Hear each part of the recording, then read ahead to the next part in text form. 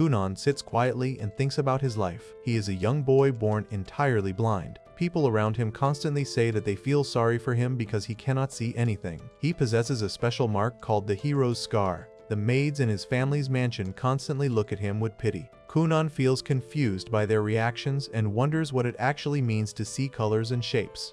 His father tries to encourage him and explains that the hero's scar is a mark left by their ancestor, the legendary holy knight Hister Julia. His father tells him to be proud of his heritage. Kunan respectfully agrees, but he still feels isolated. Later, a maid named Iko tells him that a new magic tutor has arrived. She encourages Kunan to study magic because he was born with a special water crest. Kunan complains that studying magic is pointless since he cannot go anywhere without someone helping him.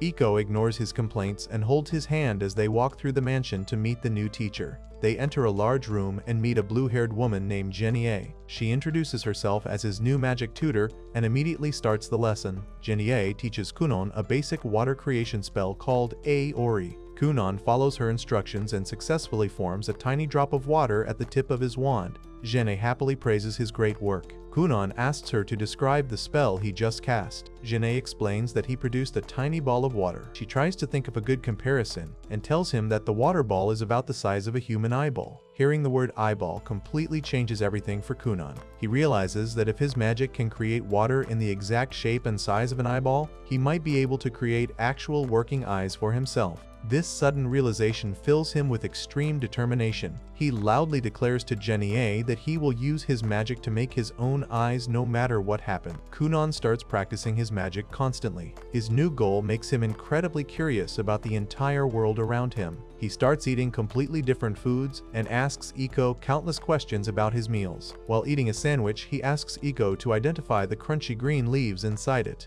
Iko explains that it is lettuce and also points out the mustard.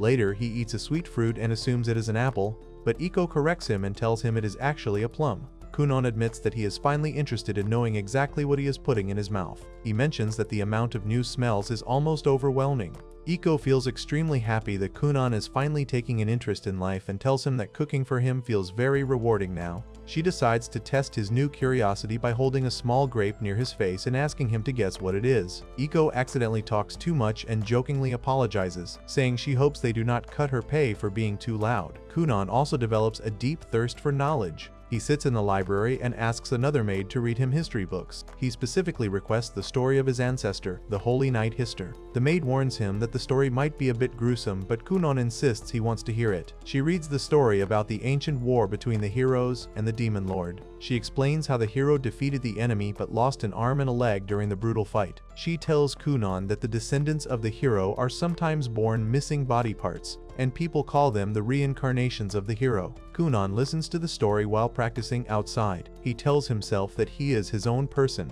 and his magic power belongs entirely to him. He uses his wand to cast a spell and successfully splits his water magic into multiple floating blobs. Iko cheers loudly and praises his perfect execution. Kunan vows to make his own eyeballs at any cost. However, pushing his magic to the limit completely drains his energy. He collapses onto the grass and breathes heavily. Iko rushes over in a panic. Kunan admits that magic is too hard and he needs significantly more stamina and knowledge to succeed.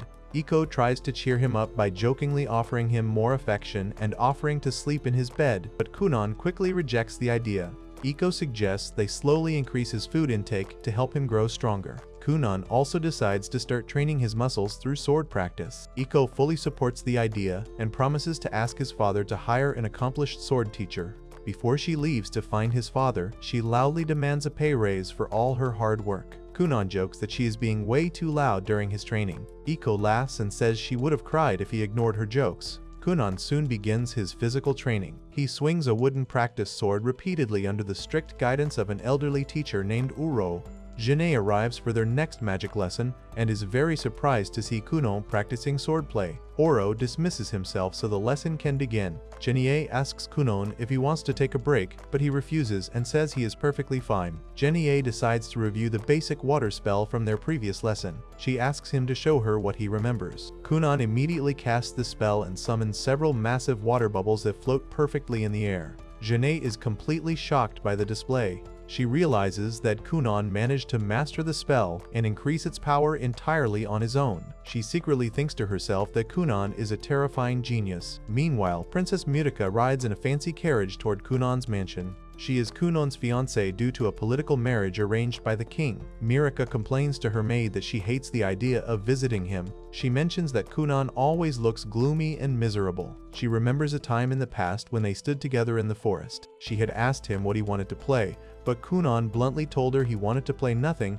because he could not do anything without help. Mirika remembers feeling incredibly frustrated about being tied to someone so depressing for the rest of her life. The carriage eventually arrives at the mansion gates. Mirika steps out and expects a miserable greeting. Instead, Kunon bows respectfully and greets her with a massive smile. He completely shocks her by calling her cute. Iko stands nearby and tries to lighten the mood by joking that she would hit on Mirika if she were an older man. Mirika ignores the joke and asks Kunon what happened to him. Kunon happily announces that he fell in love with magic. He casts his spell and creates a massive, beautiful water bubble right in front of her. Mirika stares at the water in pure amazement. Kunon then uses his wand to pop the bubble, sending sparkling water droplets everywhere and creating a bright rainbow in the sky. Mirika praises his incredible magic. Kunon apologizes for always making her worry in the past. He extends his hand, and Mirika happily takes it. They run through the garden together and have a genuinely fun time. Later that evening, Mirika rides back home in her carriage. She blushes and smiles the entire way, completely thrilled by how much fun she had with Kunon. Back at the mansion, Kunon realizes that he had never actually offered his hand to Mirika before today. Iko tells him that his actions make him a true gentleman. Kunon decides he wants to become a perfect gentleman who is truly worthy of the princess. He asks Iko and the other maids to teach him noble manners and proper etiquette. Iko enthusiastically agrees and jokes that they should also teach him how to have a good sense of humor. A few days later, Janae sits alone in a dark library surrounded by massive stacks of books. She complains loudly out of sheer frustration. She realizes that Kunon is learning magic way too fast. She admits that even she cannot create 7 beautiful water balls at the exact same time like he does. She stresses out because he has already perfected elementary magic and she has nothing left to teach him. She panics at the thought of losing her high-paying job. She throws her pen in the air and uses her magic to catch it while making several books levitate around her. She vows not to give up on her job because she has bills to pay. The next day, Janae meets Kunon in the garden. She excitedly announces that they will try something completely different. She explains that his basic spell only produces simple water. She decides to teach him how to break down the magic into finer details. She tells him that advanced sorcerers can alter a spell's temperature, viscosity, composition, color, shape, sheen, scent, and taste. She claims these magical alterations define a true sorcerer. She asks Kunon to cast his spell and produce 2 water balls. Iko brings a cup of tea to the table to help with the demonstration. Kunon easily summons the water balls and touches them. He realizes that one is cold and the other is warm. He asks Iko to drink the water from his teacup. Iko takes a sip and is instantly shocked. She tells Kunon that the water tastes exactly like an apple. Kunon corrects her and says it is actually plum-flavored. Iko is amazed that she can taste the fruit so clearly. Genie clenches her eyes shut in total frustration. She realizes Kunon instantly mastered the magical alteration technique that took her all night to invent. She nervously admits that Kunon can probably do anything he sets his mind to. Kunon smiles and promises to learn every single technique she teaches him. Later that night, Kunon lies in bed holding a red apple and a green apple. He thinks about his goal to create eyeballs. He realizes he can tell the shapes and scents of objects, but he still does not understand colors. He vows to figure out colors so he can finally see the world. The next day, Kunon sits at a table with Iko. He asks her for a cup of hot water. He casts his spell and creates a massive water bubble. Suddenly, Kunon gasps and accidentally pops the bubble. Iko panics and asks him what is wrong. Kunon slowly turns to her and says he thinks he just saw something. Iko is completely shocked and warns him that she will beat him up if he is lying. Kunon quickly defends himself and explains that he did not actually see with his eyes. Instead, he felt the colors through his magic when he touched objects. Iko immediately tests his new ability. She hands him a green apple and asks if it is red. Kunon correctly states that it is not red. She hands him a red apple and he confirms the color. Iko realizes that he can sense colors but simply does not know their names yet. She asks him to count the apples in the bowl. Kunon perfectly counts 3 red apples and 2 green apples. Iko hugs him tightly and celebrates his new power as a divine miracle. Kunon's father soon hears the incredible news. He He sits in his fancy office and smiles happily while discussing the situation with Iko. He learns that Kunon can sense colors clearly when objects are close to him. Iko explains that Kunon can even read picture books by tracing the colored ink on the pages. His father is thrilled by the progress and suggests that Iko move back to the main house. Iko politely refuses the offer. She explains that Kunon is fighting hard every single day to improve himself, and changing his environment right now might ruin his progress. Kunon's father agrees with her reasoning and thanks her for taking such good care of his son. Iko uses the opportunity to demand another massive pay raise. Sometime later, Kunon practices his magic outside with Iko. He tells her he wants to surprise Genene when she arrives. He plans to make a massive water bubble and alter its color to red, just like the eyes of a white rabbit. He casts his spell and creates a giant red sphere. He feels the color strongly as the bubble grows larger. Suddenly, the spell goes wrong. The massive red water bubble explodes violently. A giant cloud of red mist erupts into the sky. Kunon's parents hear the explosion and rush out to the garden. They find Kunon and Iko completely covered in red splatters. His mother takes one look at the red liquid, assumes it is real blood, and instantly faints on the grass. Kunon's father becomes furiously angry. He yells at Kunon for doing something so horrific. Kunon genuinely asks why it is horrific. Iko quietly explains that human blood is also red. His father aggressively punishes them both. He grounds Kunon by taking away his allowance for 2 months and strictly cuts Iko's pay for 3 months. Iko falls over in pure despair and cries about her lost money. Genei watches the entire chaotic scene from a distance. She thinks about Kunon's terrifying potential. She truly believes that Kunon's endless drive and genius abilities will eventually earn him the highest and most honorable title in their entire world, the Cerulean Sorcerer. Time passes and Kunon finally turns 9 years old. He finishes packing his bags as he prepares to leave his home and attend the special school for noble children. As Kunon finishes preparing for his future, his father meets privately with his older brother Ixio to discuss the upcoming enrollment at the Aristocrat Academy. His father expresses deep concern about sending Kunon away to the school. He worries that since Kunon has spent his entire life sheltered inside the mansion and has barely ever stepped outside, he will be absolutely terrified of interacting with strangers in the outside world.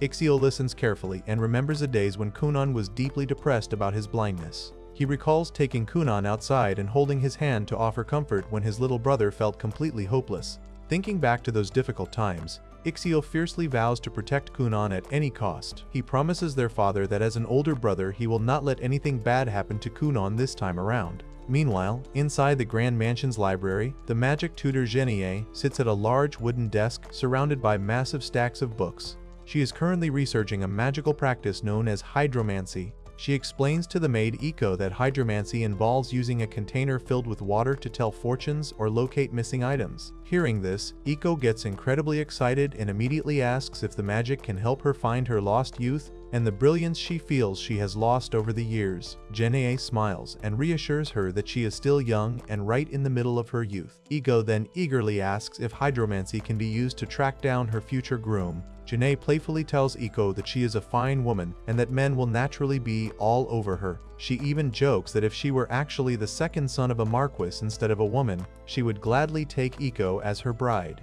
Iko laughs and tells Genie to stop saying such flattering things to a woman who is more than 10 years older than her. Another maid stands in the doorway and laughs at their cheerful banter, wondering how they always manage to stay in such high spirits. Genie mentions that she has spent a lot of time giving Kunon strict lectures and teaching him the proper manners of a noble gentleman. Iko proudly chimes in, claiming that she took it upon herself to teach Kunon how to have a good sense of humor, figuring a jolly man is always more attractive. They both reflect on Kunon's incredible progress. Genie admits he can sometimes seem a bit shallow now, but compared to the gloomy and miserable boy he was when she first met him, he has become significantly more adorable and full of life. Later that evening, Iko escorts Kunon through the freezing dark forest to meet his parents at the main mansion. Iko shivers intensely from the cold wind, so Kunon uses his advanced water magic to help her. He easily summons 2 massive, dark, squishy orbs of warm water and offers them to her. Iko instantly grabs the magical water and rejoices at how wonderfully warm and soft it feels to the touch. Kunon explains that he created a super soft and stretchy membrane to encase the warm water, though it is still just a prototype. Iko loves the invention so much that she demands a whole bed made out of the squishy water so she can sleep in it. Kunon agrees that it sounds like a great idea and considers making one.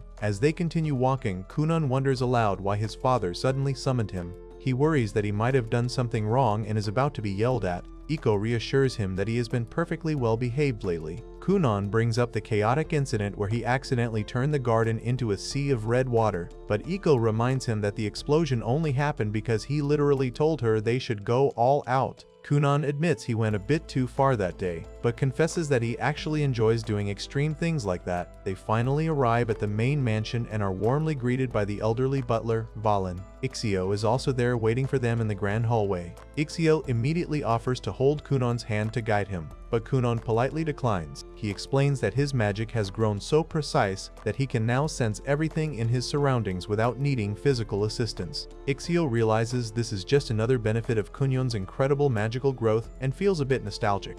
They enter the heavily decorated study where their father and blonde mother are sitting on a plush red sofa, with Janae standing nearby. His father gets straight to the point and formally requests that Kunon start attending the actual aristocrat academy now that he has completed all the necessary home studies. Kunon bluntly refuses the request. He states that going to school sounds like a massive hassle. He doesn't want to trouble anyone, and he has much more important personal goals to prioritize over sitting in a classroom. His father firmly reminds him that all noble children are strictly obligated to attend the academy. Kunon quickly points out that due to his special circumstances, they already received explicit permission from the king, making his schooling entirely optional. He then blatantly calls the whole arrangement an act of nepotism. His father instantly gets annoyed by the disrespectful phrasing and tells him to take the matter seriously. Kunon assumes his father is just looking for an excuse to punish him again, so he randomly apologizes for turning the garden into a sea of blood and ruining the landscaping. His father furiously yells that they are not talking about the garden and threatens to cut Kunon's allowance for 6 full months if he ever pulls a stunt like that again. His mother quickly steps in to calm her husband down and steers the conversation back to the school. His father then explains the real reason he wants Kunon to attend. He points out that Princess Mirika is officially Kunon's fiancée, and if Kunon completely neglects his noble obligations, it will severely damage Mirika's reputation in high society. Hearing this reasoning, Kunon finally relents and agrees to go, but he clarifies that he will only do the bare minimum. He explains that students can receive an official graduation certificate simply by passing 5 specific advancement exams. Since Mirika is taking those exact same exams soon, Kunon plans to just take the tests with her and graduate immediately so he never has to attend regular classes. His mother gets incredibly excited by the news and immediately starts planning his wardrobe, calling for the maids to take his measurements so they can order fancy new clothes, shoes, and a heavy coat. A few days later, Mirika visits the mansion and sits with Kunon in the drawing room. She is absolutely thrilled to hear that Kunon is finally going to school and excitedly talks about how they will get to spend so much time together. Kunon, however, acts slightly nervous. He tells Mirika that he is actually worried about attending because all the boys who are desperately in love with her will undoubtedly be jealous of him being her fiancé. Mirika blushes heavily and proudly confirms that she is indeed very popular. She holds up her hand and brags that she has at least 5 different boys actively pursuing her. Hearing that there are 5 potential rivals, Kunon casually remarks that he might need to purchase a brand new cane specifically designed for self-defense. On the big day of departure, everyone gathers outside the mansion to see Kunon off. Kunon completely stuns the entire group by stepping out in an incredibly flashy and stylish outfit. He wears a crisp white suit paired with a heavy fur-collared cape, a purple bow tie, and a sleek black cross-shaped mask covering his eyes. He also brandishes a beautiful golden staff topped with a star emblem. Iko clasps her hands together and swoons over his dashing appearance, loudly declaring that he looks exactly like a handsome prince straight out of a classic storybook. Kunon playfully poses with his staff and dramatically jokes that his true identity has alas been revealed to the world. Watching his little brother act so ridiculously arrogant, Ixio sweats nervously and genuinely wonders if Kunon has always been this remarkably shallow. Kunon says his final goodbyes, and both he and Ixio climb into a luxurious blue horse-drawn carriage. The carriage is powered by magic, completely eliminating any bumps or shaking as it travels swiftly down the dirt road toward the academy. During the ride, Ixio looks at Kunon and notes how much stronger he has become. Ixio solemnly admits that whenever Kunon used to fall and hurt himself in the past, he always secretly blamed himself for not protecting him better. Kunon smiles softly and reassures his older brother that he is perfectly fine now. He openly confesses that there was a time when he constantly wished he could just disappear from the world, but everything has changed since he discovered magic. His drive to live is now so overwhelmingly strong that he aggressively declares he will survive no matter what and outlive the entire human race just so he can feel bad for them. Ixio is slightly creeped out by the intense and borderline villainous declaration, quietly questioning if this bizarre kid is really his little brother. Kunon suddenly announces that they are almost at the school because his magical senses can detect a massive amount of people and endless voices nearby. He proudly notes that his past self would have completely recoiled from such a massive crowd, but now he is totally unfazed. They finally arrive at the Grand Academy building, which features tall clock towers and lush green courtyards. Mirika rushes out to greet them on the front steps, looking beautiful in a red dress with a black bow. Kunon instantly turns on the charm. He dramatically asks Mirika if he can pretend to be a girl just for the moment so he can properly curtsy and tell her how happy he is to hear her beautiful voice. Mirika happily plays along, declaring that she will become a boy to accept his greeting. Kunon extends his hand, and Mirika happily takes it as they walk together. A female teacher with purple hair and glasses named Professor Cast overhears the entire bizarre exchange. She approaches the group and introduces herself as Kunon's assigned guide for the day. Kunon cheerfully introduces himself to the teacher, making sure to specifically refer to himself as a beautiful girl. Professor Cast is completely baffled by the statement and silently wonders why he felt the need to add the word beautiful. Ixio politely leaves Kunon in Cast's capable hands and heads off to his own schedule. Meanwhile, deep inside the academy, a group of upperclassmen watches Kunon and Mirika through a large arched window. The group is led by 6th Prince Lyle Hulia, a blonde boy with a highly decorated uniform. The lackeys openly mock Kunon, calling him a roly-poly and claiming that his legendary hero scar is nothing but a stupid, unfounded superstition. Prince Lyle glares out the window with a deeply frustrated and furious expression, clearly hating the fact that Kunon is so close to Mirika. Unable to stand the sight any longer, Lyle clicks his tongue in pure annoyance and orders his lackeys to follow him as he angrily storms down the hallway. Back in a quiet classroom, Kunon sits down with Professor Cast to take his very first advancement exam. Cast formally explains that his exams have been specially scheduled in a much shorter period than usual due to direct orders from his father and the king. Kunon once again bluntly states that his father and the king are besties, completely writing off the special treatment as blatant nepotism. Cast sighs heavily and begs Kunon not to involve her in any messy political drama, asking him to just focus on the test. Kunon begins the exam, but he refuses to stay quiet, constantly chattering and asking random questions the entire time. Later on, Cast sits alone at a desk in the massive school library, furiously grading his test papers. She slumps her head onto the desk in absolute disbelief and frustration. Despite his non-stop talking and lack of formal schooling, Kunon somehow managed to get every single question perfectly right across all of the different subjects. She finds it completely illogical and exhausting. When lunchtime finally arrives, Kunon, Mirika, and Ixio walk through the grand dining hall to grab some food. Suddenly, Prince Lyle and his gang of lackeys aggressively block their path in the hallway. Lyle furiously shouts at Mirika, demanding to know what she is doing. Ixio steps forward and politely tries to smooth things over to avoid a scene, but Lyle violently shuts him down. He angrily states that he never gave Ixio permission to speak. The lackeys immediately join in on the bullying, calling Ixio the big brother of the roly-poly and ordering him to get lost. Kunon stands quietly in the back, but he is internally furious. He firmly believes that anyone who agonizes Mirika or disrespects his big brother deserves to be punished, regardless of their royal status. Deciding to take matters into his own hands, Kunon subtly activates his water magic. He slowly approaches Ixio and leans his head against his brother's chest, acting as if he is completely terrified of the upperclassmen.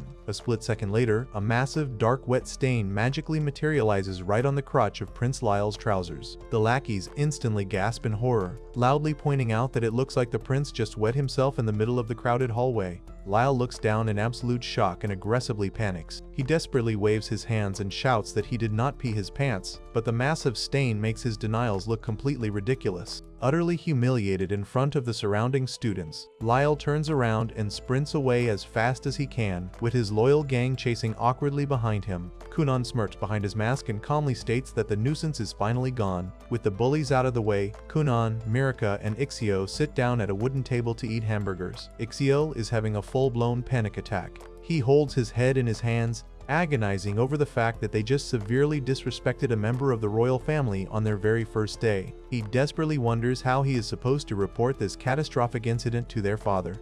Mirika casually reveals that Lyle is actually her older brother, but she does not care at all about what just happened because there is no way a true big brother would ever treat his siblings so poorly. She smiles warmly at Kunon and tells him she is incredibly glad to have him acting as a real big brother figure. Kunan ignores the political implications entirely and happily focuses on eating his hamburger, loudly declaring it to be the best thing he has ever tasted. Ixio just sighs in pure exhaustion and quietly prays to the gods that they can somehow manage to pass their exams and graduate without causing any more massive incidents. Meanwhile, far away in another part of the academy, Prince Lyle furiously stomps down the grand hallway, his face twisted in pure rage as he silently vows to get his revenge on Kunan for the ultimate humiliation. Following the humiliation in the hallway, Prince Lyle completely loses his temper and furiously denies wetting himself while the other students whisper and stare at him in shock. He angrily complains about everyone talking behind his back and storms off with his lackeys. Meanwhile, Mirika and Kunan discuss the complicated royal hierarchy between them.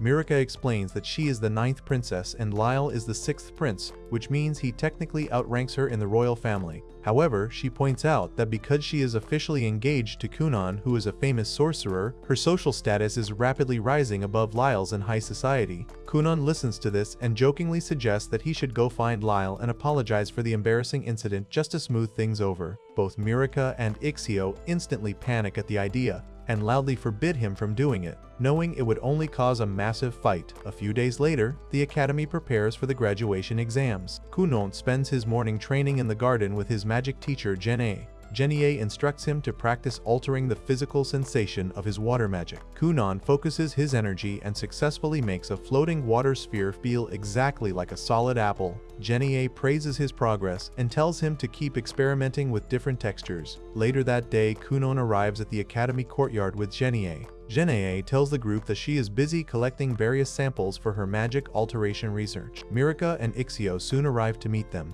Genie suddenly acts incredibly dramatic and emotional, lamenting that this is her last day to hear Mirika's voice at school and acting like the world is ending. Kunan quickly ruins her dramatic performance by casually pointing out that school simply ends in the evening, completely killing the sad mood. They all head inside the Grand Academy building to join the rest of the students. Inside the classroom, Professor Cass stands at the front and asks Kunan to formally introduce himself to the class. Kunan steps forward and decides to put on a massive theatrical performance. He introduces himself as Mirika's fiancé and Ixio's little brother, but then he acts deeply relieved and tells the whole class that he was genuinely worried Mirika and Ixio had absolutely no friends. He claims he thought everyone was ignoring them and that they were lonely outcasts. The other students are shocked by his blunt statement. Mirika quickly gets embarrassed and steps in to explain the situation. She tells the class that she specifically asked the other students to leave them alone so she could enjoy a peaceful and quiet school life with Kunan without any distractions. Kunan pretends he had no idea about this arrangement and then completely shifts his acting to play the role of a tragic loner. He dramatically covers his eyes and states that he is so happy he does not have to console Mirika about being friendless,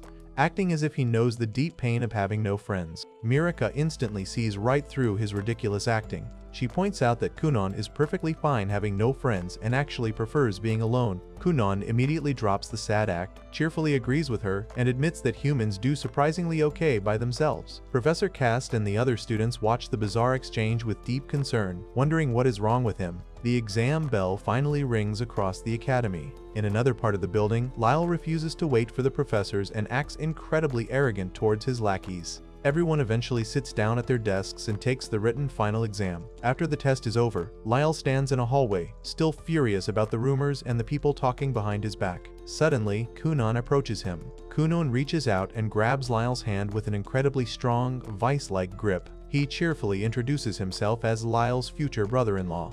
Lyle instantly freaks out, demands Kunan let go, and yells that he never gave him permission to speak. Kunan completely ignores the angry demands and loudly praises Lyle's manly voice. He then claims that he can tell simply by touch that Lyle must also have a very manly and handsome face. Lyle gets extremely flustered by the sudden compliments and blushes heavily. He desperately tries to pull his hand away, but Kunan's grip is just too strong. Mirika watches the whole struggle from the side and starts laughing. She teases her older brother for blushing so much and getting flustered. Lyle furiously denies blushing and yells at Kunan to release him. He finally manages to yank his hand free and runs away down the hallway in a total panic. Kunan just smiles and cheerfully thanks him for understanding. A short time later, Professor Cass stands in front of the chalkboard and happily announces the exam results. She reveals that every single student in the class has passed the final exam. The classroom erupts into cheers. Kunon, Mirika, and Ixio celebrate their success, thrilled that they get to graduate together. They pack their belongings and head outside to a fancy horse-drawn carriage. As the carriage pulls away from the academy, Kunon leans out the window and happily waves goodbye to Professor Cast and his classmates. Professor Cast watches him leave and notes that while he was a very weird kid, he was still a bright and wonderful student. Kunon jokingly yells out the window, offering to set her up on a date with his older brother. The comment completely flusters the professor, and she complains about getting her heart broken by a student on graduation day. High above the courtyard, Lyle stands at a window and glares down at the departing carriage with pure hatred, while his loyal lackeys promise to follow him wherever he goes. The next day, back at the mansion, Kunon resumes his magical training in the garden with Janae. Janae commands him to create a large water whirlpool, make a sudden stop, and split the water into 10 separate bubbles. Kunon does it effortlessly. She then orders him to change their colors to red, blue, and green. He successfully alters the colors. Finally, Janae asks him to change their physical texture. Kunon focuses his magic, and the colorful bubbles instantly sprout sharp, solid spikes all over their surfaces. Janae is highly impressed and praises his excellent work. Kunon then decides to show her a brand new spell he has been working on. He explains that he combines shape, temperature, and texture alterations into one complex spell. He waves his golden staff, and the water bubbles completely transform into fully animated spectral animals. A glowing white dove appears and actually flies high into the sky. Janae watches in absolute shock as a spectral cat, a rabbit, a dog, and a pig materialize in the grass and start moving around like real animals. Janae realizes she is completely outmatched by his raw talent. She sits Kunon down at a white garden table and tells him they need to have a serious talk. Kunon tries to lighten the mood by jokingly asking if she is actually a celestial goddess who has to return to the night sky. Janae immediately shoots the joke down and bluntly confesses the truth. She admits that she has absolutely nothing left to teach him. She explains that she has already taught him every basic non-attack spell in her arsenal, and his magical abilities are now far more advanced than hers. Kunon refuses to accept this and claims he still needs her guidance. He praises all the clever little tricks she used to deceive him during their lessons, admitting that trying to figure out those tricks is what forced him to expand his own magic. Janae gets frustrated and tells him to stop calling them little tricks because she had to rack her brain and work incredibly hard to invent them just to keep up with him. Kunon assumes she is just complaining about her salary and eagerly offers to have his wealthy father give her a massive raise so she will stay. Janae furiously yells that the money is the actual problem. She feels incredibly guilty and finds it unbearable to get paid so much money when she cannot actually fulfill her duties as a teacher anymore. She walks over, grabs Kunon by the shoulders, and tells him that he needs a truly exceptional sorcerer to guide him now because she has hit her absolute limit. Kunon gets emotional and desperately begs her to stay. He demands that she just deceive him more and come up with better tricks, but Janae firmly refuses. She officially resigns from her position as his tutor. However, seeing Kunon's undeniable genius deeply inspires her. She decides that it is not too late for her to grow, and she resolves to go out into the world and improve her own magic so she never loses to her student again. A few days later, Kunon sits in the mansion lounge with his maid Iko.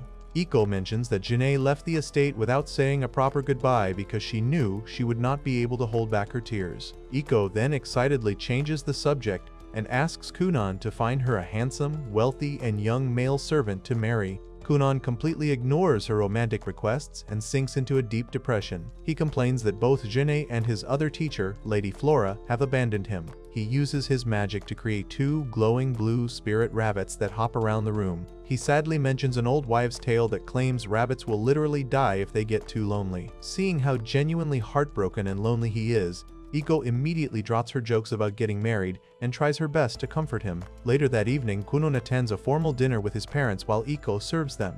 His father asks if Janae really told him to go find an exceptional sorcerer. Kunon confirms it and announces that he already has a specific candidate in mind. He mentions hearing rumors from the girls at the academy about an incredibly powerful and beautiful royal sorcerer named Xionli Finroll. Kunon formally requests Xionli as his new teacher. His father immediately shuts the idea down. He explains that royal sorcerers are an elite group who answer only to the king himself. They rarely ever leave the royal castle, and it is absolutely impossible to invite someone of that immense status to their home, even with his high-ranking political connections. Kunan refuses to give up and quickly proposes a new plan. He suggests that he simply accompany his father to the castle during his next visit, wander around until he finds Zeonli, and become his apprentice by some means or another. His father gets incredibly annoyed by the absurd suggestion and calls the plan completely flawed and vague. He points out that the success rate is incredibly low and that relying on doing things by some means or another is not an actual strategy. However, Kunan's mother absolutely loves the idea and blindly supports her son. She begs her husband to do something about it, claiming that Kunan is practically begging him. Defeated by his wife's constant pleading, the father finally gives in and promises to at least bring the matter up with the king, though he strictly warns Kunan not to get his hopes up. Meanwhile, at the heavily fortified royal castle, a silver-haired girl walks into a grand stone office. She hands a stack of official documents to the Grand Master, a curly-haired man named Zeonli. She mentions that an apprentice-level sorcerer has submitted a formal request to study under him. Zeonli is immediately dismissive and completely uninterested. He states that taking an apprentice is completely unheard of for a royal sorcerer, and he does not care about the political power or the noble status of whoever is asking for the favor. The silver-haired girl then casually mentions that her little sister, Princess Mirika, is completely head over heels for this young sorcerer. Zeonli looks slightly intrigued by the royal connection. The girl then reveals the boy's name is Kunan Gurion. Hearing that specific name, Zeonli's eyes widen with intense interest, and he lets out a sound of genuine surprise. Kunan and his father ride in a fancy carriage toward the royal castle.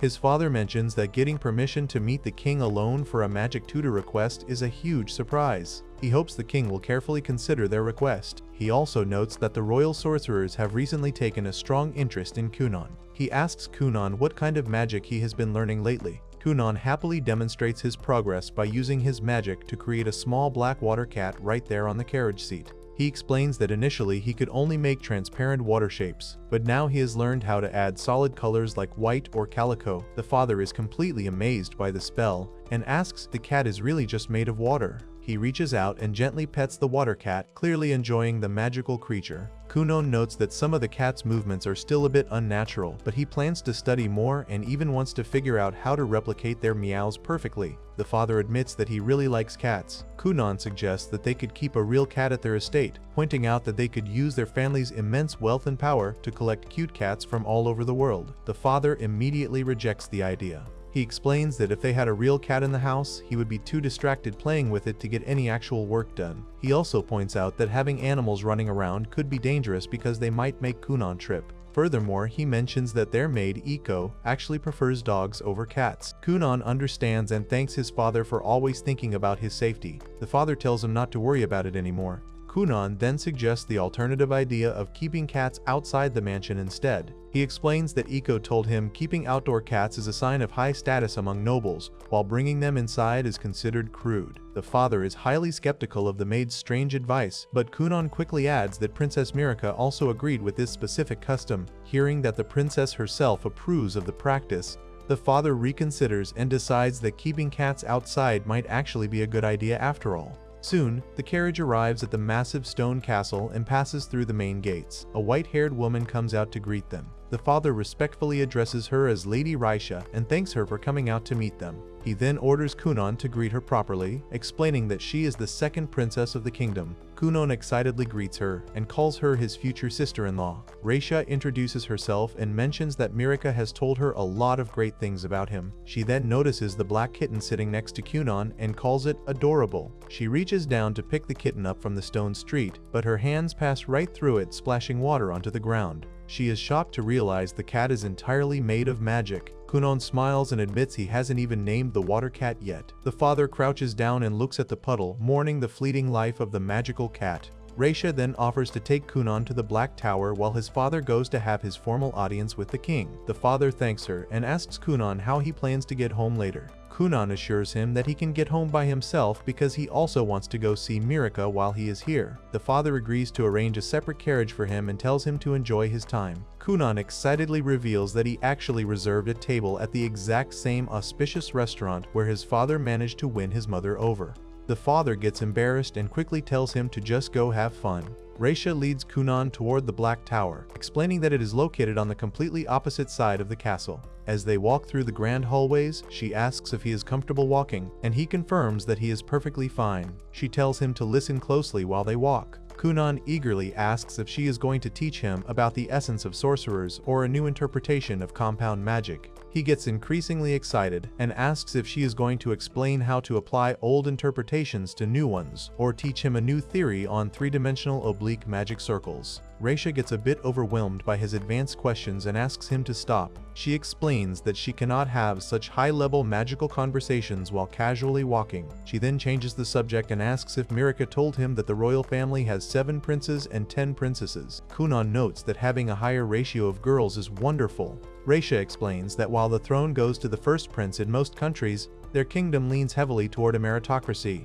This means that birth order can be overturned depending on a royal's actual achievements, making the succession process very complicated. However, she reveals that she completely relinquished her right to the throne so she could focus solely on being a sorcerer. Kunan looks out the window at the massive black tower and mentions that he can sense a massive amount of magical power coming from it. He wonders what kind of sorcerers are inside. Raisha warns him that Mirika is very concerned that he might get dragged into the dangerous royal succession disputes. Kunan is completely shocked by this warning.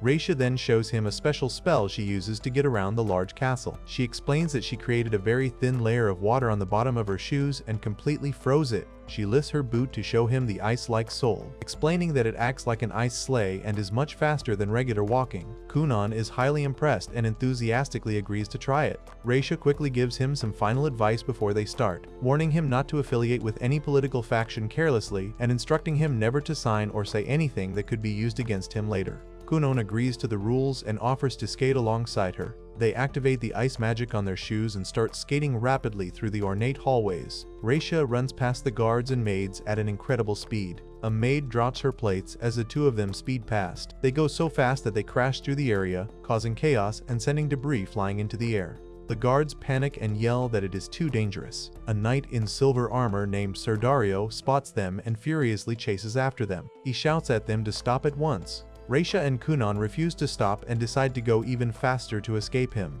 Sir Dario catches up to them, draws his sword, and aggressively clashes his blade against their magic, screaming at them to die. After the chaotic chase, they finally get caught.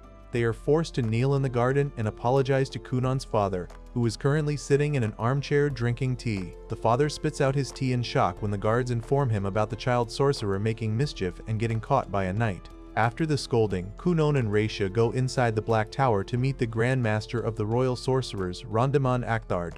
Rondiman welcomes Kunan and praises his incredible magical abilities, noting that his magic is on a completely different level than Raisha's. He asks Kunan about his magical crest. Kunan confirms he has a water crest on his left shoulder. Rondiman reveals that it is a 2-star crest, which is statistically the most common type. He adds that there are 7 types of crests in total, including fire, water, earth, wind, light, darkness, and foul, and each crest has 5 different ranks. Rondiman shares that he is a wind crest user. Kunan immediately points out that Rondiman cannot be a 2-star like him because the density of his magical power is completely different. Kunan compares his own magic to regular cheese and calls Rondiman's magic premium blue cheese. Rondiman is slightly offended by the stinky comparison but accepts it since blue cheese goes well with wine. Kunan jokingly calls him Grand Master Blue Cheese and asks if he is a 3-star.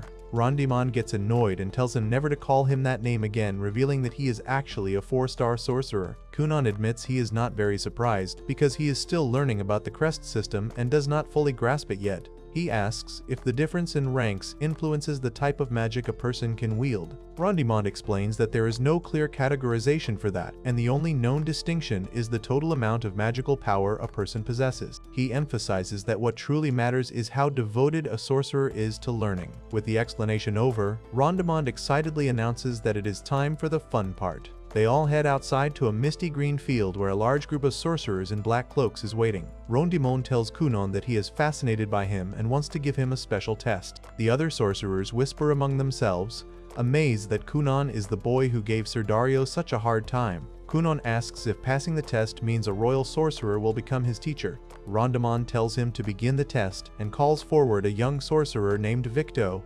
Victo uses his wand to cast a spell called Aori, creating a swirling pattern of iridescent bubbles in the air. Rondaman challenges Kunan to conquer Victo's bubbles using his own magic. Kunan realizes this is a very difficult task because manipulating water created by another sorcerer is entirely different from controlling his own water. Kunan focuses his energy and casts his own Aori spell. He struggles immensely because he has never experienced water that actively resists his control. He clenches his teeth and sweats heavily as he tries to pull the floating bubbles toward him. After a lot of effort, he manages to successfully steal 2 of Victo's large bubbles. Rondaman laughs and praises Kunan's incredible skill. Victo is highly impressed and asks Rondaman if he can keep Kunan as his apprentice. The other sorcerers immediately mock Victo, telling him to stop being silly because he just got dumped by his girlfriend and cannot even look after himself. Rondaman ignores the bickering and asks Kunan to show them a few more magical tricks. Kunan agrees and uses his water magic to create a massive, translucent, super soft bubble. Rondaman jumps onto the bubble and bounces around on it, laughing hysterically and having the time of his life. Kunan explains that he encased the water in a super soft and stretchy membrane. The other sorcerers watch in amazement and discuss how the bubble would make a perfect bed or help absorb the shock of a bad fall. They all beg Rondaman to let them have a turn, but he refuses because he is having too much fun. Kunan points out that if he increases the elasticity, a person could jump high enough to reach the second floor of the castle. Rondaman excitedly asks to try it, but the other sorcerers desperately yell at Kunan not to do it. Rondaman jokes that if Kunan shows them any more amazing magic, they will never let him go home. Kunan politely declines, explaining that he has a dinner date with his fiancée. Raisha then asks Kunan if he can make human shapes out of water, since she already saw his water cat. Kunan confirms he can and casts a spell to create a water doll of a maid. He admits that just like his animal creations, the human doll's movements are still very imperfect. He mentions that he once tried making a water doll fly as an experiment, but the result was very unsettling and people did not receive it well. Raisha and the other sorcerers immediately demand to see the flying doll. Kunan agrees and sends the water maid floating high into the sky outside the castle windows. Inside the castle, a real maid looks out the window, sees the creepy floating water person, and screams in absolute terror.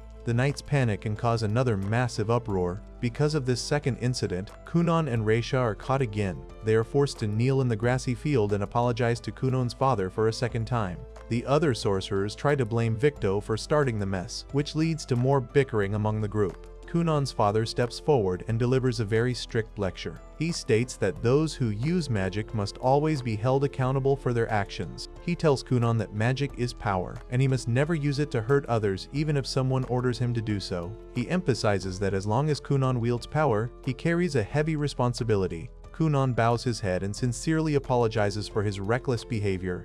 After the severe lecture, the sun begins to set. Rondaman speaks to Kunan privately and promises to personally arrange for a royal sorcerer to become his teacher. He assures Kunan that this will not tie him to any specific royal political faction because royal sorcerers do not care about status. Rondaman then asks Kunan about his ultimate goal in learning magic. Kunan smiles and reveals that his main goal is to figure out how to create functional eyeballs using his water magic. Rondaman finds this ambition incredibly intriguing and praises the idea. A little while later, Kunan realizes that it is getting very late and he's going to miss his dinner with Mirika. He panics, worrying that it would be ungentlemanly to show up sweaty and out of breath. Raisha comes up with a quick solution and suggests they combine their magic to fly there. Kunan creates a large water bubble, and Raisha plans to use her wind magic to propel them through the air. Kunan objects to the idea, stating that he promised himself his first time flying alone with someone would be with Mirika. He also warns Raisha that her fiancé might misunderstand the situation and get angry if she flies alone with another man.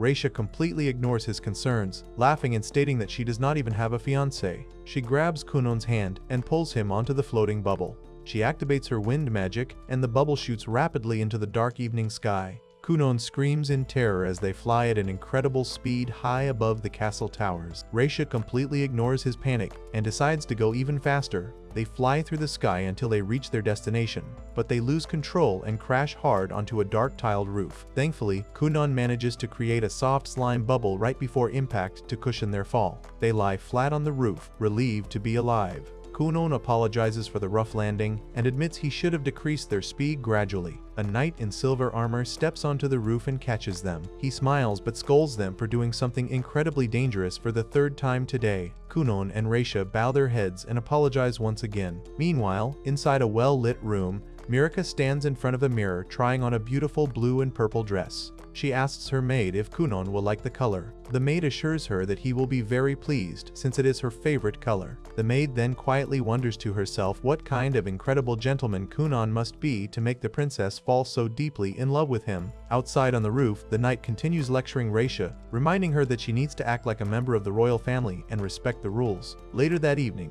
Mirika paces nervously in her room because she is getting ready for her very first date outside the castle walls. Her maid Laura tries to calm her down and tells her that it is completely normal to be anxious about such a big event. Just then, another maid announces that Kunon has finally arrived to pick her up. Mirika runs through the hallways as fast as she can to meet him. When she gets outside, Kunon is waiting for her on the balcony under the night sky. He smoothly compliments the beauty of the moon, adding that even though he cannot actually see it with his blindfold, he knows it must be beautiful because he is spending the evening with her. He formally asks for her hand to escort her to the carriage. Mirika happily agrees and takes his hand. Laura watches them leave and feels highly impressed by Kunon's gentlemanly behavior, completely understanding why the princess fell so deeply in love with him. They take a carriage to a fancy, highly rated restaurant in the city. At the dinner table, Kunon continues to charm Mirika by raising his glass and making a toast to the beautiful blue color of her eyes and her dress. Mirika is incredibly flattered. During the meal, Kunon talks about his recent visit to the Black Tower.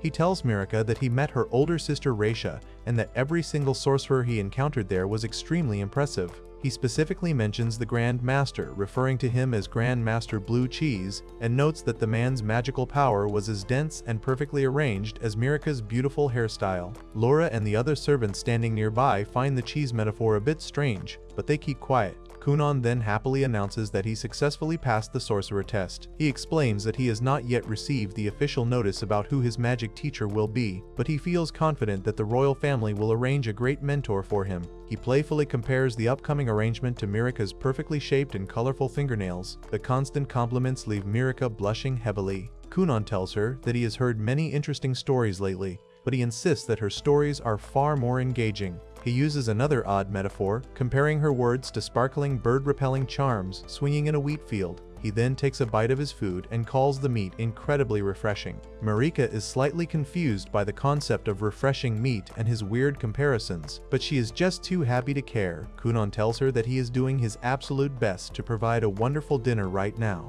He then boldly states that once they get married, they will spend time together like this every single day, and he cannot wait for that future to arrive. Mirika is completely overjoyed and eagerly agrees. However, Kunon suddenly takes his words back, realizing he might have spoken too soon. This sudden retraction flusters Mirika and completely shocks the servants watching them. Despite his weird behavior, the maids conclude that Kunon is quite a smooth talker. Mirika quickly recovers and enthusiastically shouts that she also cannot wait for their future together. Later that night, after returning to the castle, Mirika lies on her bed and screams directly into her fluffy pillow out of pure excitement. Her maid has to gently remind her that it is getting very late and she needs to go to sleep. The next day at Kunon's massive estate, his personal maid Iko is busy doing laundry out on the lawn. Instead of using regular soap, she uses Kunon's special water magic bubbles to scrub the clothes. The bubbles pop over the fabric and clean the dirt off perfectly. Kunon stands nearby holding his golden staff. Iko scolds him for shutting himself in his room ever since he returned from the royal castle. Kunon explains that he was rushing to write down a detailed report on his new magical discoveries before he forgot them. Iko reminds him that going outside and enjoying the sun is a very important job for a growing boy. She warns him that staying inside all day might permanently stunt his growth. This leads to a conversation about height. Kunon asks Iko if women actually prefer tall men. Iko admits that some women definitely do, but she quickly adds that she will always like him regardless of whether he ends up tall or short. Kunon thanks her and smoothly replies that he also likes her a lot. He then quickly stops himself, stating that he should not say things like that because it would be highly disrespectful to his fiancée, Mirika. Iko gets incredibly flustered by his teasing and calls him a ladies' man for making her say embarrassing things. Kunon then asks if any official letter has arrived regarding his new magic teacher. Iko confirms that nothing has come yet, meaning the royal sorcerers have not made their final decision. Meanwhile, back at the Black Tower, a silver-haired sorcerer named Victo desperately tries to wake up his senior, Zionli. Zionli is a dark-haired sorcerer wearing black armor, and he is fast asleep at a desk completely buried in paperwork. Zionli gets highly annoyed and tells Victo never to interrupt his precious sleep again. He complains that this is exactly why he did not want to come to the tower today. Victo nervously explains that he did not want to bother him, but the Grand Master is specifically calling for him. A little while later at Kunan's mansion, the official letter finally arrives.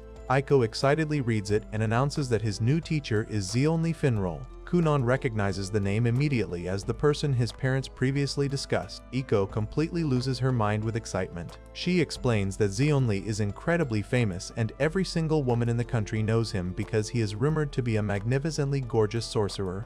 She starts panicking, frantically stating that she needs to ask Kunan's father for a brand new maid outfit so she can look her absolute best. She screams that she needs to put on makeup, fix her hair, do her nails, and instantly lose weight before he arrives. She is so consumed by jealousy at the thought of Zionli seeing other women that she practically runs out of the room to get ready.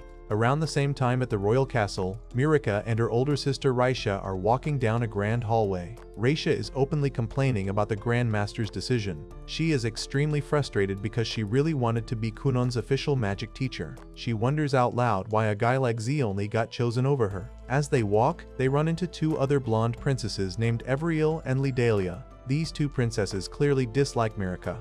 Evriel acts highly condescending and brings up the fact that Mirika's fiancé is building a very impressive reputation. She makes sure to emphasize that the reputation belongs only to Kunan and not to Mirika. Raisha steps forward and aggressively defends her younger sister. She points out that Kunan is indeed an excellent sorcerer, but she tells the two mean princesses that his success has absolutely nothing to do with them. She commands them to get out of the way and not to get cocky. She brutally reminds them that they were recently reprimanded by the royal knights 3 times for bad behavior. The two princesses look completely shocked that Raisha knows their secret, and they angrily storm off. Raisha tells Mirika to just ignore them. Mirika smiles and sincerely thanks her sister for stepping in. Raisha immediately goes back to complaining about Zionli stealing her chance to teach Kunan. Sometime later, a fancy carriage arrives at Kunan's estate. A knight in silver armor stands next to the carriage to escort the guest. Inside the carriage sits Zionli, looking completely bored. Out in the garden, Kunan is already hanging out with Mirika and Iko. Mirika asks Kunan if her sudden visit surprised him. Kunan smiles and says he has to mentally prepare himself every single time he sees her. He smoothly explains that her beauty makes him incredibly nervous, comparing himself to a helpless frog being stared down by a snake. He jokes that since he is blind, he does not actually know what being stared down feels like. Zionli watches them flirting from inside the carriage and gets instantly annoyed, calling Kunan a brat. Kunan then notices a new scent and asks Mirika if she changed her perfume. He compliments the mature, lovely fragrance. Mirika happily explains that she is considered too young for perfume, so she actually just changed her soap. Kunan tells her that the floral scent is so amazing that he feels like a butterfly being drawn directly to a beautiful flower. Finally, Zionli steps out of the carriage. As soon as he approaches, both Kunan and Iko sense an overwhelming amount of magical power radiating from him. Kunan notes that Zionli's magic is incredibly dense and feels sticky, almost like thick honey. He compares it to the Grand Master's magic and concludes that Zionli's power is entirely different, but just as impressive. Mirika adds that Zionli seems far more proficient than any of the other royal sorcerers she met at the castle. Kunan instantly decides that he definitely wants this man as his master. He politely introduces himself. Since Zionli's magic feels like honey, Kunan casually asks if he can call him Teacher Honey. Zionli aggressively tells him to piss off and demands to be called Master Zionli. He bluntly states that he absolutely hates brats and refuses to deal with them. Iko stands in the background completely swooning over Zionli's harsh words and dark looks. Zionli clarifies that he has not even accepted the teaching position yet. He explains that he only came because the Grand Master ordered him to check out an interesting kid. Kunan jokes that Grandmaster Blue Cheese must have sent Teacher Honey directly to him. Zionli gets furious at the ridiculous nicknames. The knight steps forward and formally introduces himself as Dario Sans from the Third Order. He explains that he is there to guard Princess Mirika and Zionli. Kunan recognizes him from the castle incident and thanks him for his help the other day. Mirka mentions that she also knows Dario, noting that she has been in trouble with him multiple times. Dario smiles and humbly states that he was just doing his job. Zeonli looks at Kunan and concludes that he is a very strange kid. Kunan then asks Zeonli to confirm if he is truly the magnificently gorgeous sorcerer everyone talks about.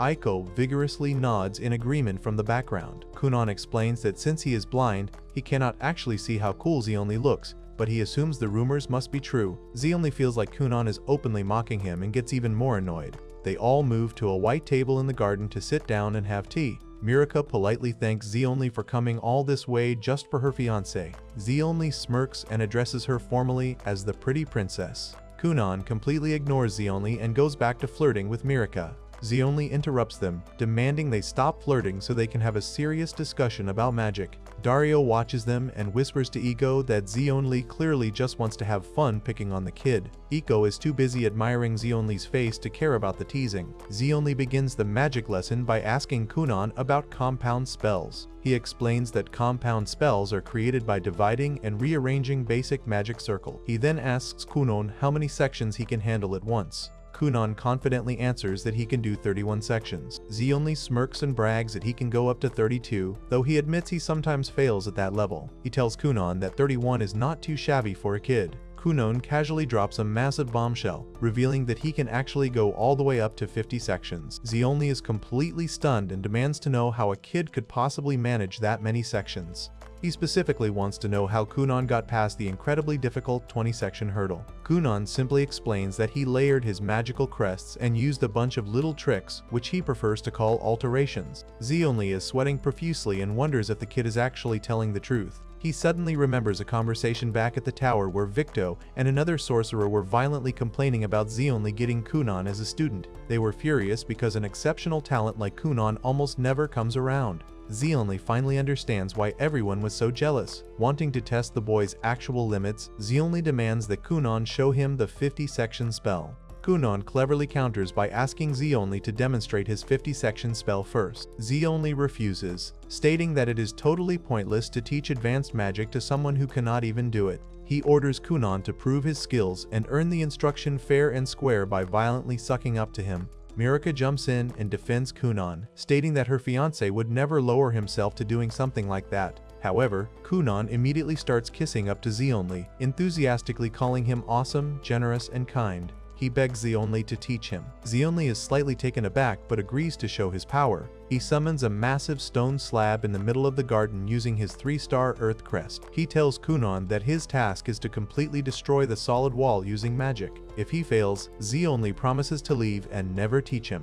Since Zeonli heard rumors about Kunan creating a highly popular waterbed, he orders him to use that specific spell. Kunan agrees and casts Aori. A massive, translucent water bubble instantly appears on the grass. Zeonli decides to observe the spell up close and touches the bubble. As soon as his hand sinks into the barrier, he is completely overwhelmed by how soft and warm it is. The bubble smells amazing, and Zeonli literally collapses onto it. He finds it so comfortable that he instantly falls fast asleep right in the middle of the test. Kunan and Mirka decide not to wake him up. Instead, they sit back down at the table and calmly drink tea while they wait. 2 full hours pass before Zeonli finally wakes up. He finds himself lying in the grass next to the bubble and asks Kunan if he gave up on destroying the wall. Kunan says he is ready and immediately casts the Arubu laundry spell. Huge clouds of white smoke and water erupt from the ground beneath the stone slab. The hard wall quickly turns into soft mud and washes away completely. Zeonli analyzes the leftover mud and realizes exactly what Kunan did. Instead of using brute force to smash the incredibly hard stone, Kunan recognized that the wall was fundamentally just made of dirt. By flooding it with water beyond its capacity, he turned the solid structure back into fragile mud and simply washed it away. Zeonli is deeply impressed by Kunan's high-level tactical thinking. He officially declares that Kunan is now his student. He brags that Kunan is the luckiest kid in the entire world to have him as a master. Kunan agrees, stating that he is incredibly lucky to have found a great master while also having Princess Mirka by his side. He jokes that if he wished for anything more, he would definitely get struck down by divine punishment. Zeonli warns Kunan that being his student means doing a ton of hard work and helping with dangerous magical experiments. He then turns to Mirka and gives her a serious warning. He tells her that as Kunan rapidly improves his magic, his social standing will skyrocket. Because of his success, tons of other women will inevitably swarm around him and try to steal him away. Mirika completely agrees with Zeonli's harsh assessment. She realizes that Kunan is growing into a powerful sorcerer, while she is still just a low-status princess with no real influence. She silently vows that she has to change and improve herself immediately. If she stays exactly the way she is, there is absolutely no future where she and Kunan can actually stay together. Meanwhile, Dario laughs and tells Zeonli that he is the type of awkward guy who is constantly mean to girls he actually likes, which is exactly why he will end up getting his crush stolen right from under his nose. The next day, Kunan's rigorous training under Zeonli officially begins. Instead of immediately jumping into practical magic casting, Zeonli hands Kunan massive stacks of messy, scribbled notes and orders him to make clean copies of every single page. Kunan sits at a large wooden desk completely buried in paperwork and complains that Zeonli's handwriting looks exactly like dying earthworms writhing on the ground.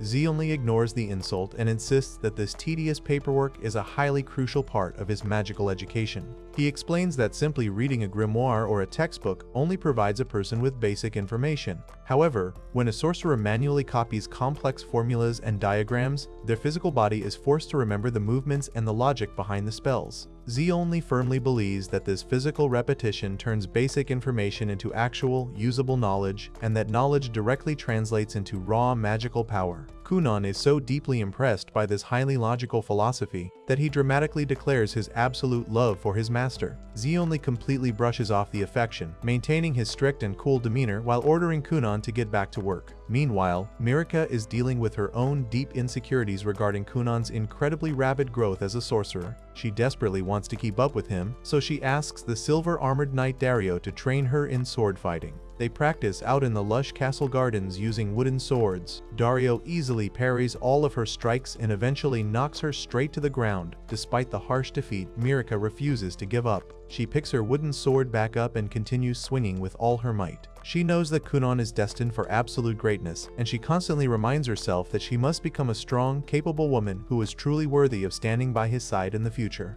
Back at the training room, Kunan continues to decipher Zeonli's terrible handwriting while simultaneously learning advanced magical engineering. Zeonli explains that magical engineers are sorcerers who make their living by creating magic tools, which are basically everyday devices powered entirely by a person's mana. He then pulls out his current project, a small white box designed to automatically cook hot meals like fresh apple pie, right inside a person's room without ever needing to use a kitchen. Zeonli admits that while his high-level earth magic is absolutely perfect for building the sturdy outer frame of the box, he struggles immensely with creating the delicate, softer internal mechanisms required for the cooking process. Kunan immediately offers to use his highly adaptable water magic to help complete the device. Zeonli happily agrees to the collaboration, noting that earth and water magic actually complement each other perfectly for this exact type of intricate work. This joint project turns out to be a massive success for both of them. Later that week, Grandmaster Blue Cheese visits the estate to check on Kunan's overall progress.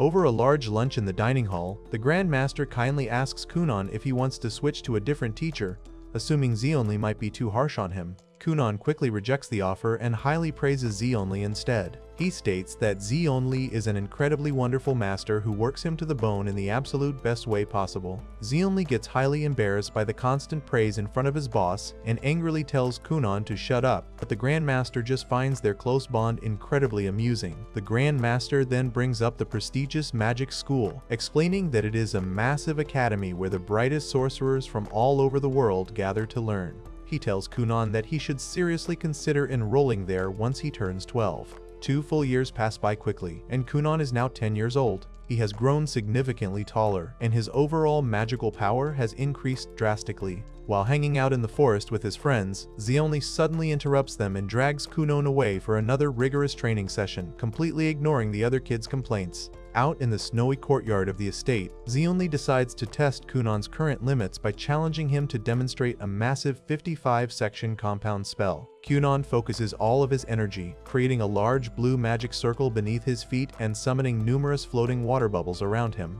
Zeonli does not hold back and counters by firing several sharp wooden stakes directly at Kunan from his own glowing yellow magic circle. Kunan successfully executes the massive 55-section spell right on time, creating a blinding white explosion of magical energy and forming a massive, jagged water barrier that completely blocks Xionli's attack. Xionli smiles and actually praises Kunan for successfully mastering the incredibly difficult technique. After the intense outdoor training, they all head inside to warm up. Kunan, Xionli, Mirika, and Iko sit around a table and enjoy some freshly baked apple pie straight from the magic cooking box they co-developed 2 years ago.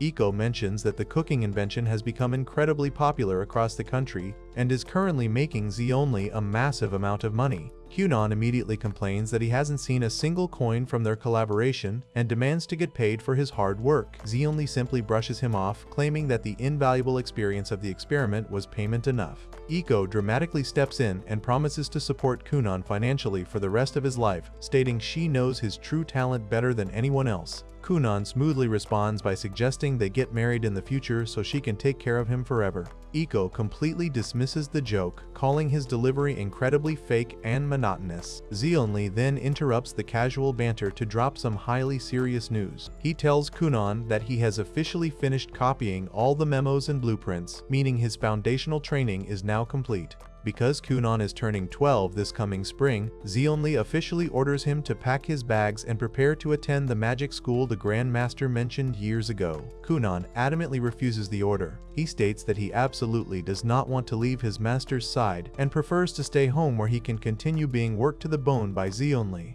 Xionli sighs and explains that as an earth sorcerer, he simply cannot teach Kunan anything more about water magic. He uses a clever manipulation tactic to convince the boy, suggesting that the magic school might have an extraordinary 3-star or even 4-star water sorcerer who could teach him incredible things Xionli never could.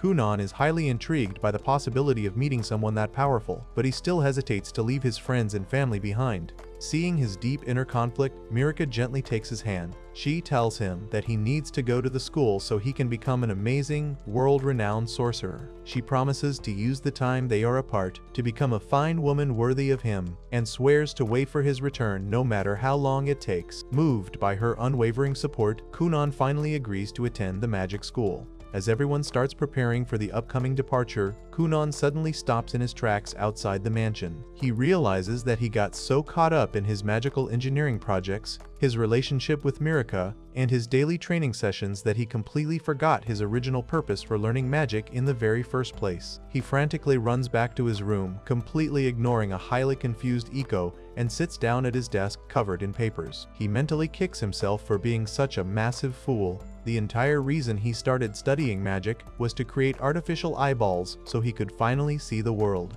He realizes that he had grown so comfortable with navigating his surroundings using his other senses and his water magic radar that he essentially abandoned his lifelong dream without even noticing. He vows to fix this immediately. Meanwhile, Mirika and Dario ride a carriage back to the royal castle across the snowy landscape. Once they are entirely alone inside the carriage, Mirika completely breaks down in tears. She cries loudly that she absolutely hates the idea of Kunan leaving and admits that she was only playing it cool in front of him so she wouldn't hold him back. She gets so frustrated with her own weakness that she aggressively kicks Dario right in the shin. Mirika then makes a deeply dark confession. She admits that a highly selfish part of her actually hopes Kunan never manages to cure his blindness. She genuinely believes that if he stays blind forever, he will always need her help and will never leave her side. She calls herself a truly despicable woman for having such terrible, manipulative thoughts about the boy she loves. Dario remains completely calm and tells her that every single person has light and darkness hiding in their hearts. He advises her that she just needs to make sure she chooses the right path and does not let that darkness consume her actions. At the exact same time, Dario questions Xionli about Kunan's training. He asks if the insane high-level techniques Xionli taught the boy over the last 2 years will actually help him create functional eyeballs. Xionli casually admits that he has absolutely no idea if any of it will work. He confesses that he just threw a bunch of incredibly complex magical theories at Kunan, like 3-dimensional magic circles, anchored cylindrical magic circles, imaginary codes, and realogic sand patterns, simply to push his limits and see what he could do. Xionli reveals that nobody in the entire world actually knows how to create human eyeballs from scratch using magic, so from this point onward, it is entirely up to Kunan to figure it out on his own. Despite the seemingly impossible nature of the task, Xionli firmly believes that Kunan will eventually succeed because he is the absolute best student he has ever had. Determined to finally achieve his dream before leaving for the magic school, Kunan dives deep into his magical research. He spends his nights locked inside his study, experimenting with several different magical concepts. He first tries to mimic the biological structure of an insect's eye, which Z only once described to him as a massive cluster of over 10,000 tiny mirrors. Kunan uses his golden staff to summon hundreds of small, reflective water bubbles, hoping they will capture the visual information of the room and send it directly to his brain. However, the complex experiment completely fails. The bubbles successfully reflect the light, but his mind simply cannot process or understand the massive influx of fragmented images. He tries several other methods, including encasing himself inside giant soap bubbles and manipulating the overall water density in the room, but absolutely nothing works. He pushes his magical limits so hard that he eventually passes out from sheer exhaustion right on the wooden floor of his study.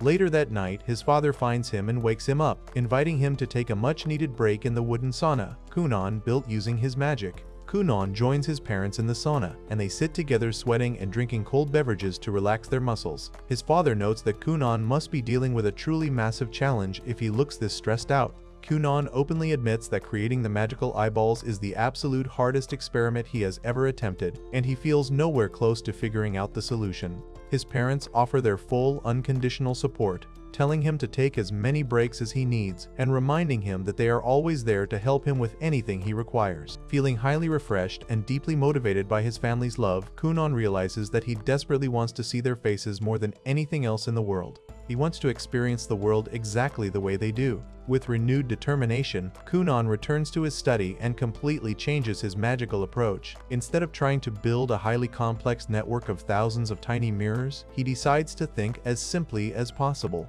He abandons all the complicated range calculations and relay mechanisms that were giving him headaches. He creates a single, solid, grayish orb out of water to act as the primary core mirror. He then carefully applies the highly advanced rheologic sand pattern Z only taught him directly onto the surface of the orb. The specific sand pattern is designed to constantly read the moving visual information captured by the water mirror and transmit it straight into Kunan's mind without any delay. The magical sphere glows brightly as the spell finally stabilizes. Kunan slowly opens his eyes and realizes that the spell is actually working perfectly. For the very first time in his life, he can clearly perceive the physical world around him. He looks around and sees the wooden desk, the scattered research papers, the large bookshelves, and the bright sunlight streaming directly through the blue curtain. He is completely overwhelmed with pure emotion and states out loud that he finally understands what true vision is. A single tear rolls down his cheek as he proudly declares that he successfully made functioning eyeballs using his water magic. However, his beautiful moment of absolute triumph is instantly cut short. As he turns around to take in the rest of his room, he comes face to face with a massive, pale, horrifying crab-like creature with numerous long limbs standing right behind him. Kunan stares at the terrifying monstrous beast in pure shock. Kunan completely ignores the terrifying crab creature standing behind him and focuses all of his attention on his very first glimpse of his own face. He looks closely at his reflection in the floating magical water mirror and simply blinks in surprise. He realizes that he looks like a completely normal child without a beard or any incredibly dashing features. He thinks the entire experience is a bit anticlimactic because he always wondered if seeing his own face would make him hate himself more or actually make him happy. He asks his reflection if he will ever come to like himself as he grows older. He then turns his attention back to the massive, multi-legged crab creature looming in the room. He bravely reaches out and tries to touch the beast's thick shell. To his absolute surprise, his hand passes right through the monster's body. He instantly realizes that the creature is entirely immaterial and lacks any real physical form. Just then, his maid Iko walks into the study. Kunan immediately turns to her and calls her name. Iko is completely shocked to see him looking directly at her with wide open eyes. Kunan casually mentions that he never realized how well a maid outfit symbolizes cleanliness and tells her that she looks incredibly cute in her uniform. Iko gets completely overwhelmed with pure joy and realizes that his magical experiment was a massive success. She rushes forward and traps him in a tight, enthusiastic hug. She spins him around excitedly until Kunan actively complains that she is making him dizzy and sick. Iko quickly apologizes but remains absolutely thrilled by the incredible news. She states that they need to inform his father right away and promises to cook a massive feast featuring his favorite creamy crab croquettes for dinner to celebrate. Kunan suddenly notices something highly unusual about Iko's appearance. He bluntly asks her if she normally has a giant horn growing out of her head. Iko completely misunderstands the strange question and cheerfully explains that she only gets a figurative horn when she is incredibly angry. She states that right now she is far too happy for that, completely unaware of the long, black, spiraling horn visibly extending right out of her headband. Kunon realizes she cannot see the horn at all. He decides to keep his mouth shut about her sexy horn and her adventurous heroine face, extremely glad he did not say anything too embarrassing out loud. Later that evening, Kunon steps outside into the courtyard to take in the beautiful scenery. He looks out over the vibrant green fields, the massive stone mansion, and the glowing blue flowers under the purple twilight sky. He admits that the real world looks completely different from what he originally expected. Iko follows him outside and gently places a warm blue cloak over his shoulders since the night air is quite chilly. As they begin walking together, Kunon casually asks Iko if she can see anything unusual standing right behind him. Iko instantly gets incredibly excited and asks if he is about to tell her a scary ghost story. Seeing her massive enthusiasm, Kunon quickly changes his mind and drops the subject entirely. Iko heavily begs him to tell her the scary story, but Kunon just sighs and walks away toward the dark forest while the massive immaterial crab creature silently follows him. The very next day, Kunon proudly shows off his newfound sight to his mother and his older brother Raisha inside the mansion. His mother is absolutely overjoyed and proudly hugs him tightly. However, Kunon gets completely distracted by their bizarre appearances. He sees his mother holding a massive purple sword like a brave warrior princess. He looks over at his brother and sees large, black feathered wings sprouting directly from his back, making him look exactly like a highly dangerous fallen angel. Kunon points out how totally badass they both look. His mother assumes he is just calling her beautiful and blushes happily. Kunon clarifies that he specifically means the giant sword she is holding. He then turns to Iko and quietly asks if winged humans actually exist in this world. Iko smiles and gives him a deeply philosophical answer. She explains that everyone is born with the wings of freedom and potential,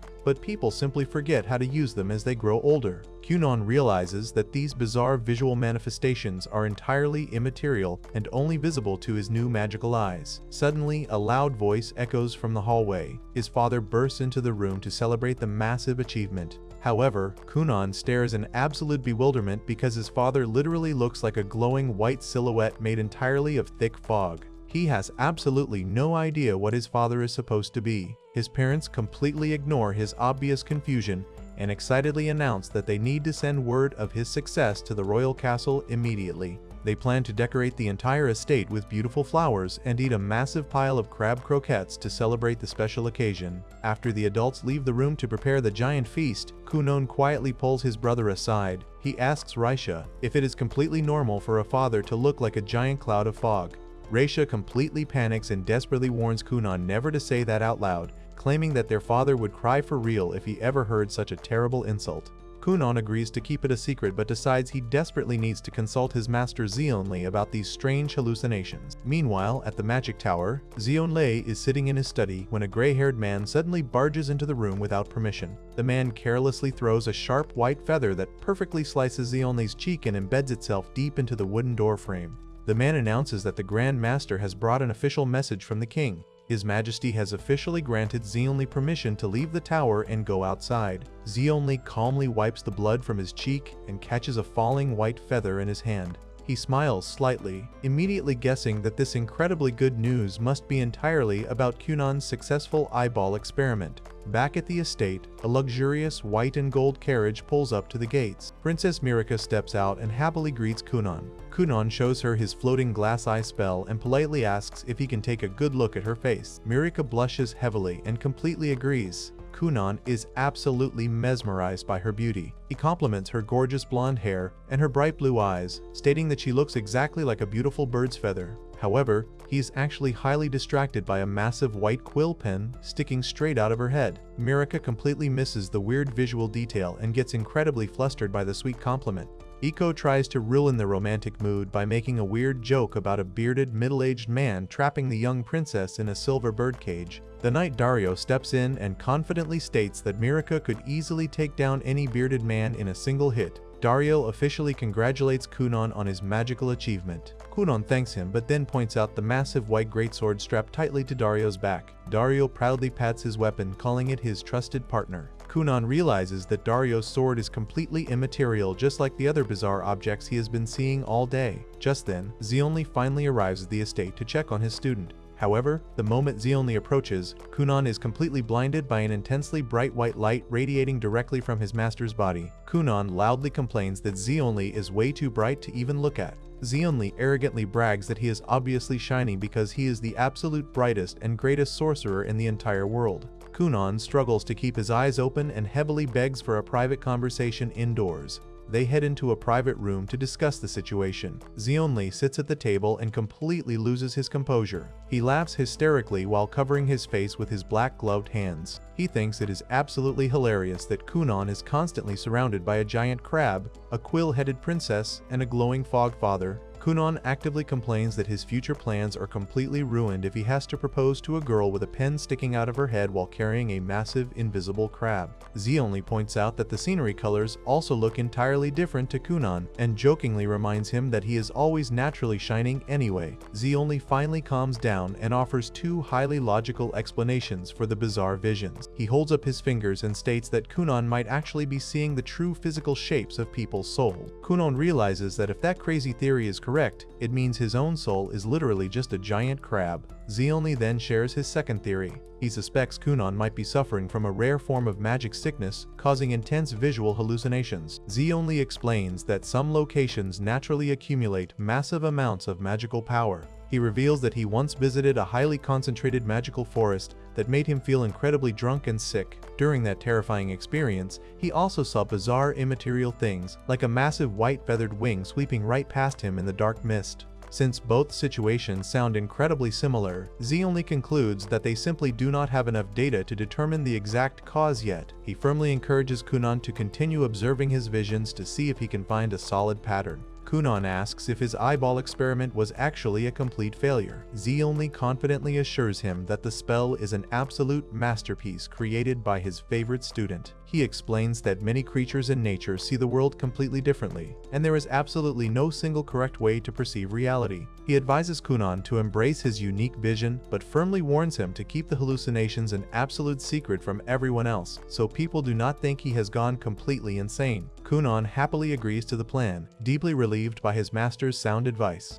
Outside in the lush garden, Mirika continues to fiercely swing her wooden sword while talking to Iko. They discuss Kunan's rapidly approaching 12th birthday. Mirika desperately wonders what kind of gift she should get him. Iko confidently assures the blushing princess that Kunan will absolutely love anything she decides to give him. Before they can plan any further, Zeonli and Kunan finish their private meeting and step outside. Kunan is still actively wincing and complaining about Zeonli's blinding radiance. Mirika asks if everything is okay, and Kunan quickly brushes it off as just a casual chat between a master and his student. A short time later, the day of Kunan's 12th birthday finally arrives. Iko carefully packs up all of his massive magic books into his suitcase to prepare for his upcoming departure to the academy. Later that night, the entire family and the household staff gather in the grand dining room to celebrate. The room is beautifully decorated with lit candles and a massive feast. Kunan warmly thanks his parents and his brother for throwing him such a wonderful party. His father presents him with a beautiful, sturdy golden staff to help him with his magic casting. His mother gifts him an incredibly fancy black box containing a golden quill pen and extra nibs, firmly encouraging him to study hard at the academy.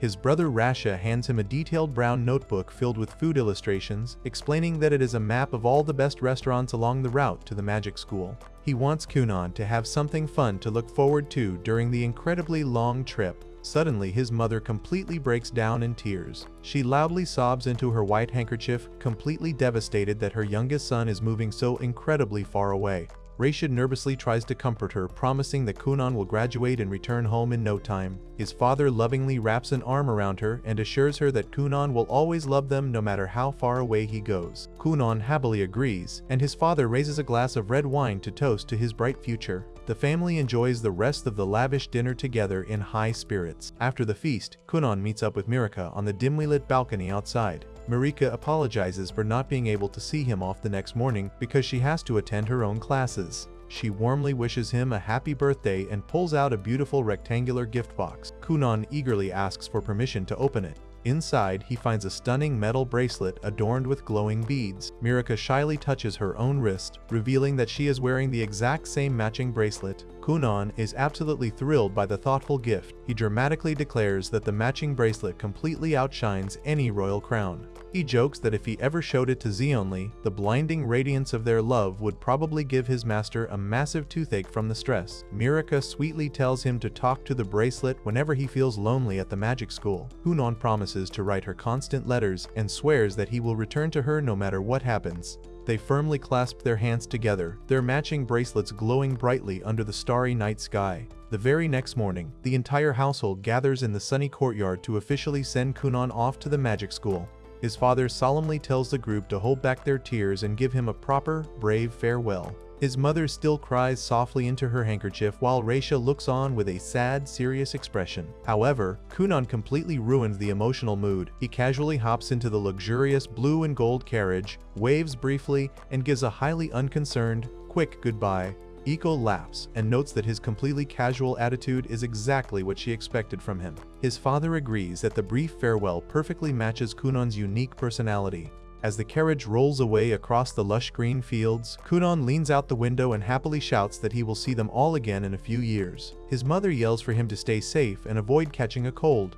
Inside the carriage, Kunon sits comfortably next to Iko while wearing a thick black blindfold over his eyes. He smiles brightly, incredibly excited to finally meet other powerful sorcerers at the academy. Back at the estate, Raisha suddenly runs frantically toward the departing carriage, completely forgetting to give his mother the beautiful bouquet of yellow flowers he bought for her. He stops in the grassy field, pulls the flowers from his brown bag, and happily hands them to his crying mother to cheer her up. Meanwhile, far away in a massive white and gray cathedral, a blonde maid quickly approaches a woman kneeling in deep prayer. The woman, Saint Reyes, wears an elegant white robe adorned with gold star ornaments. The maid respectfully informs her that it is officially time to depart for the magic school. Saint Reyes finishes her prayer, slowly stands up, and calmly agrees to begin her journey. On their long journey to the Magic Academy, Iko and Kunon ride comfortably in their blue horse-drawn carriage for 5 entire days. Iko casually mentions that given their current pace, it will probably take them a whole month to finally reach the distant city of Dirashik,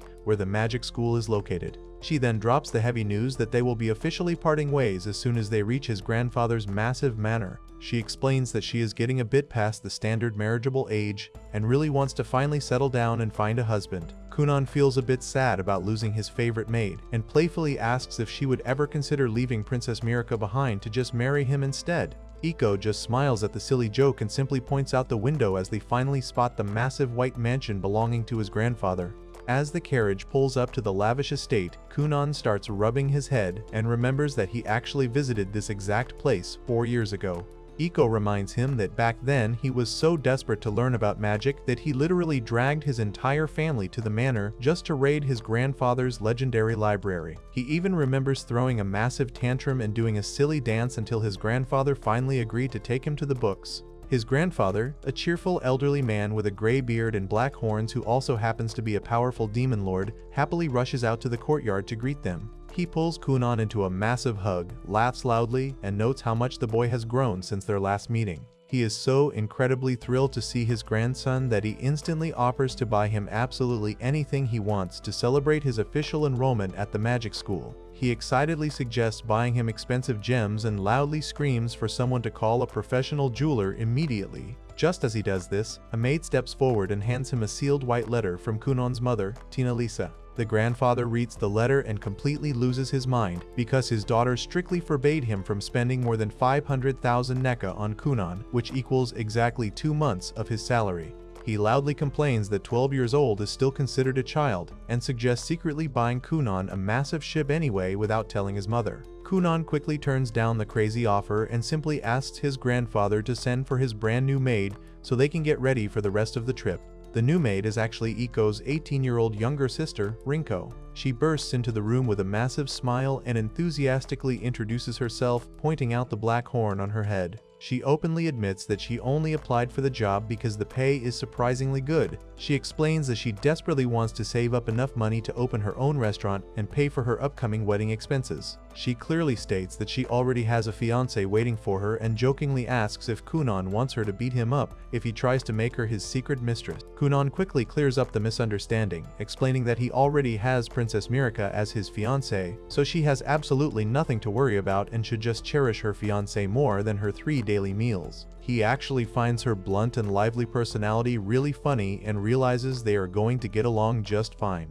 Later that afternoon, Iko and Rinko head into the manor's kitchen to prepare some of Kunon's absolute favorite meals. They decide to make him a huge stack of sandwiches filled with Hamburg steak, fresh lettuce, tomatoes, and freshly cooked bacon so he can easily eat while studying his magic books. Iko specifically tells Rinko that Kunon often forgets to eat when he is hyper-focused on magic, so she needs to be highly attentive.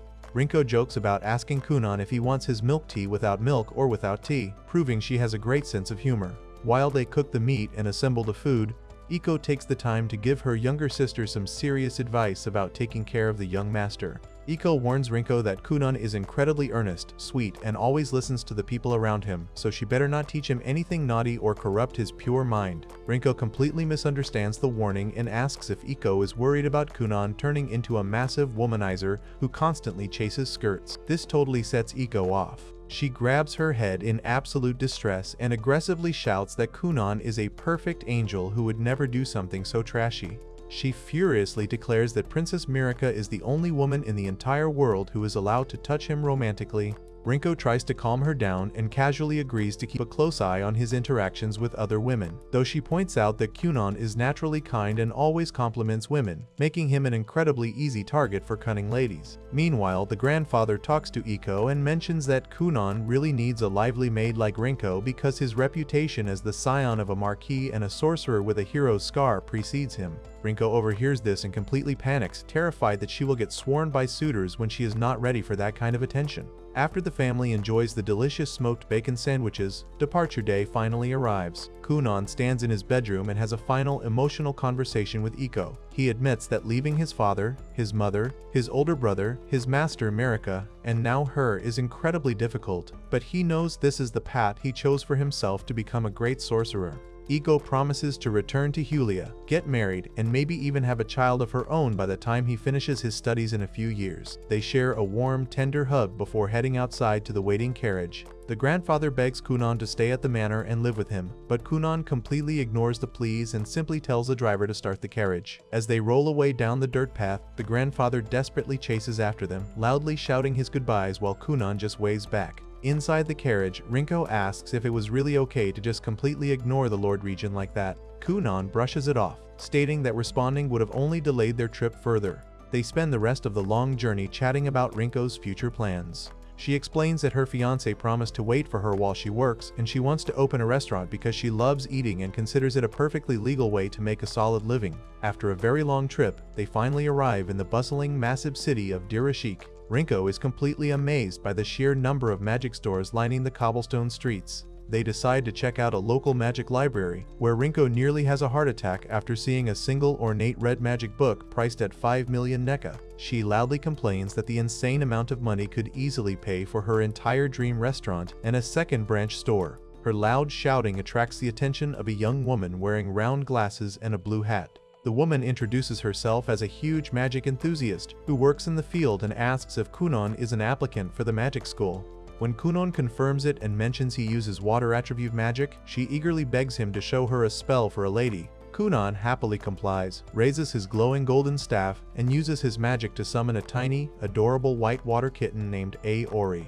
The woman completely loses her mind over how cute the spell is, and carefully holds the magical kitten in her hands. She then casually mentions that the magic school is going to be incredibly intense this year because both Kunon and the famous saint from the Holy Kingdom are enrolling at the exact same time, following up on the famous Inferno Prince and Lightning Bolt from the previous year. Wanting to help him out, the woman offers to sell Kunon a second-hand grimoire written by the legendary sorcerer Z only for a massive discount. Kunon politely declines the generous offer, casually explaining that he already knows everything in that specific book because he is actually the one who wrote the clean copy for his master. The woman is absolutely stunned by this massive revelation, while Rinko clutches her head in distress over missing out on such a great bargain. Kunon and Rinko quickly leave the library and decide to explore a nearby high-end clothing store. Inside, Rinko immediately gets distracted by a luxurious purple hat and makes a fake mustache in the mirror, while also burying her face in a dark fox fur scarf. The storekeeper, a nervous man with a mustache, gets incredibly mad and yells at them to stop touching his expensive merchandise. To test his skills, Kunon decides to use his magic to perfectly recreate the exact texture and shape of the dark fox using his water abilities. The storekeeper is completely blown away by the flawless magical replica sitting on his floor.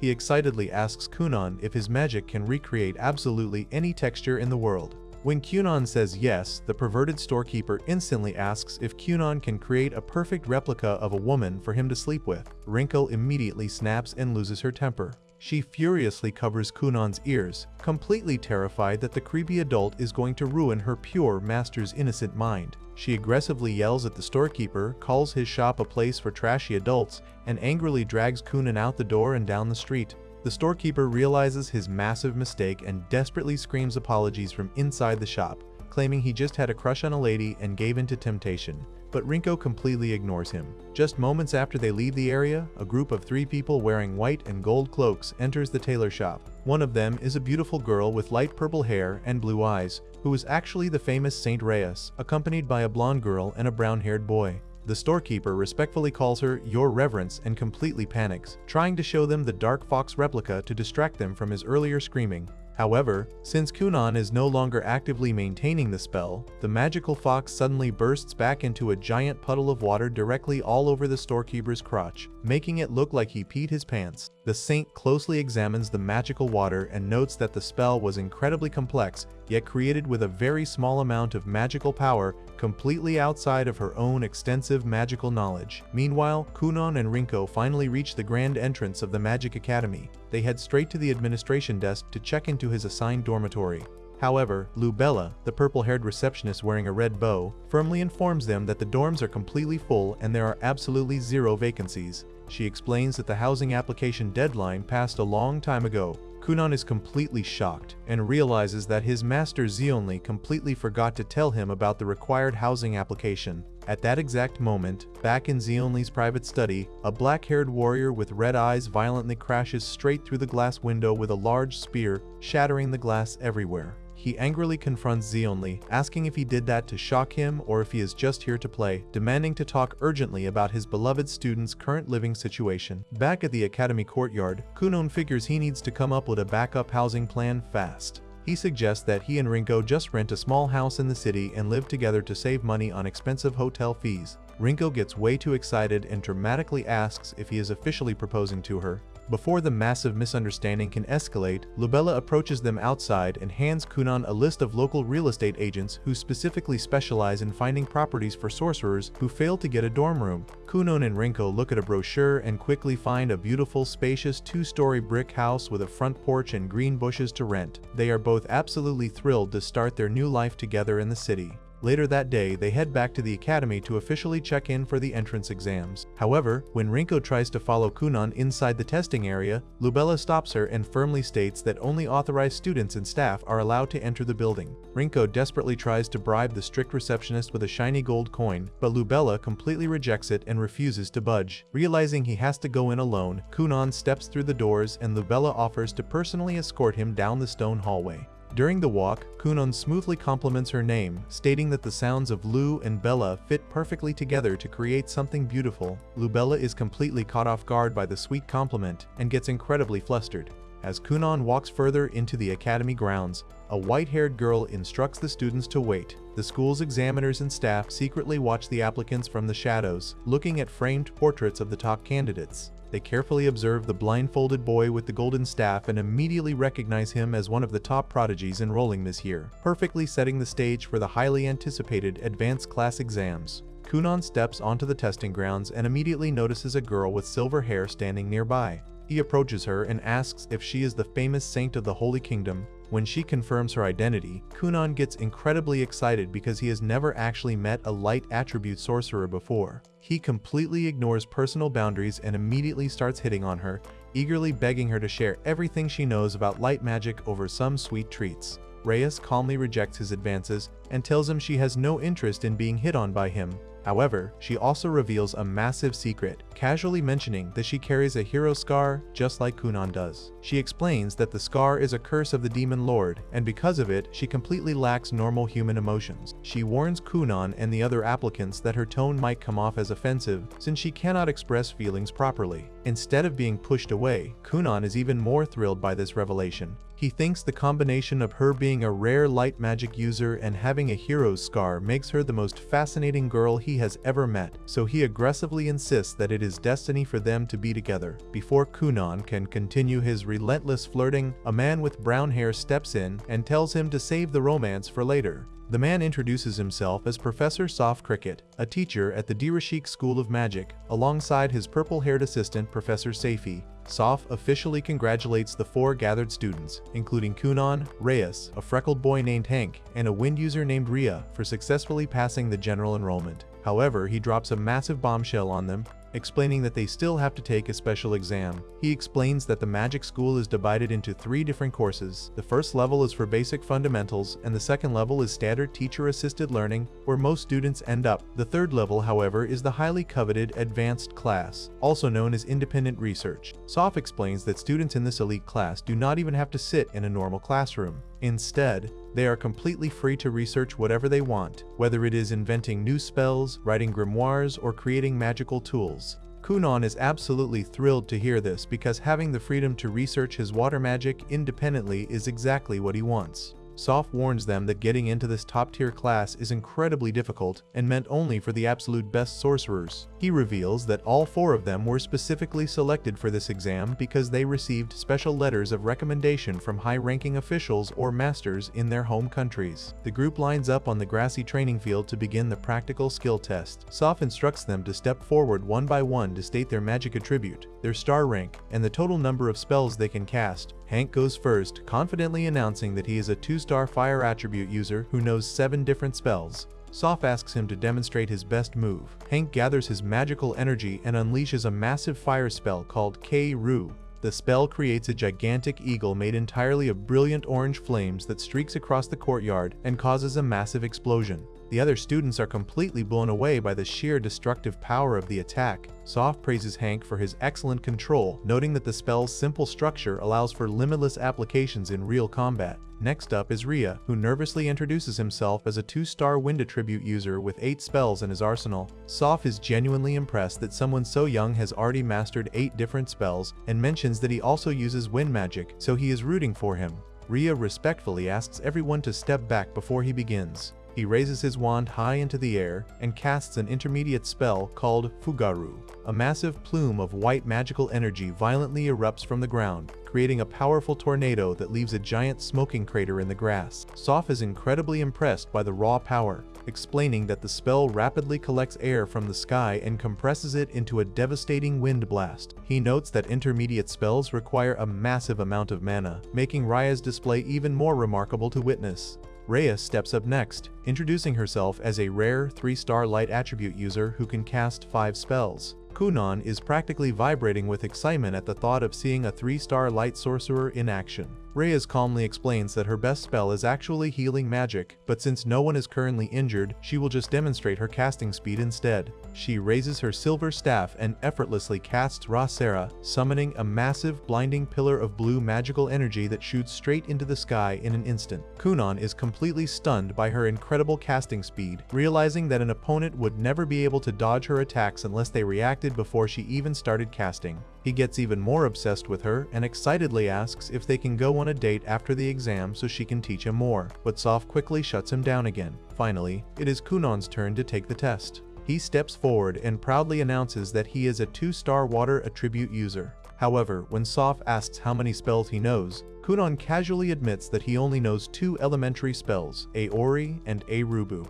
The other students are completely baffled that someone nominated for the advanced class only knows 2 basic spells. Soph sighs and reveals that he received 2 separate recommendation letters for Kunan. One is from the Grand Master of the Royal Sorcerers, and the other is directly from Kunan's master, the legendary sorcerer Zeonli Finrol.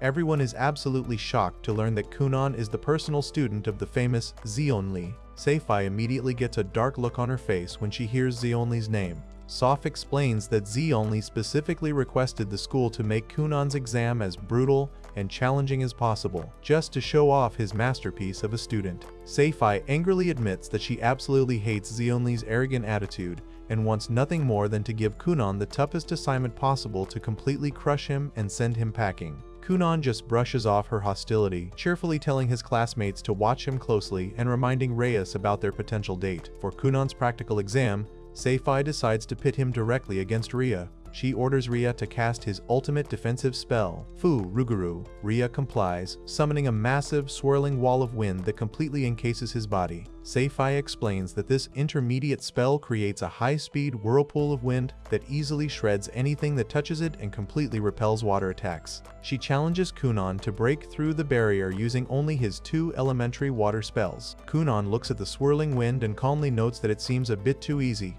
Ria tells him to stop acting tough and actually try to break it. Kunan smiles and casts his basic Aori spell, summoning a handful of floating water bubbles. The others are completely unimpressed, knowing that weak bubbles cannot possibly pierce an intermediate wind barrier. However, Kunan begins rapidly chanting a multiplication command. He instantly duplicates the bubbles over and over again until thousands of them fill the entire courtyard, completely surrounding Ria's windshield. Seifi and the others watch in shock as the sheer volume of water bubbles blocks out the sky. Kunan then uses a color modification command, turning all the translucent water bubbles into a thick, fleshy red mist that engulfs the entire battlefield. Ria realizes he is completely trapped inside the red vortex with nowhere to run, but he confidently states that Kunan's weak mist still cannot penetrate his wind barrier. Kunan casually sits down on a chair made of water and agrees with him. He explains that he has absolutely no intention of breaking the barrier by force. Instead, he is turning the exam into a battle of endurance. Since Kunan is only using elementary magic, he reveals he can easily sustain the red mist for at least 2 solid days without running out of mana.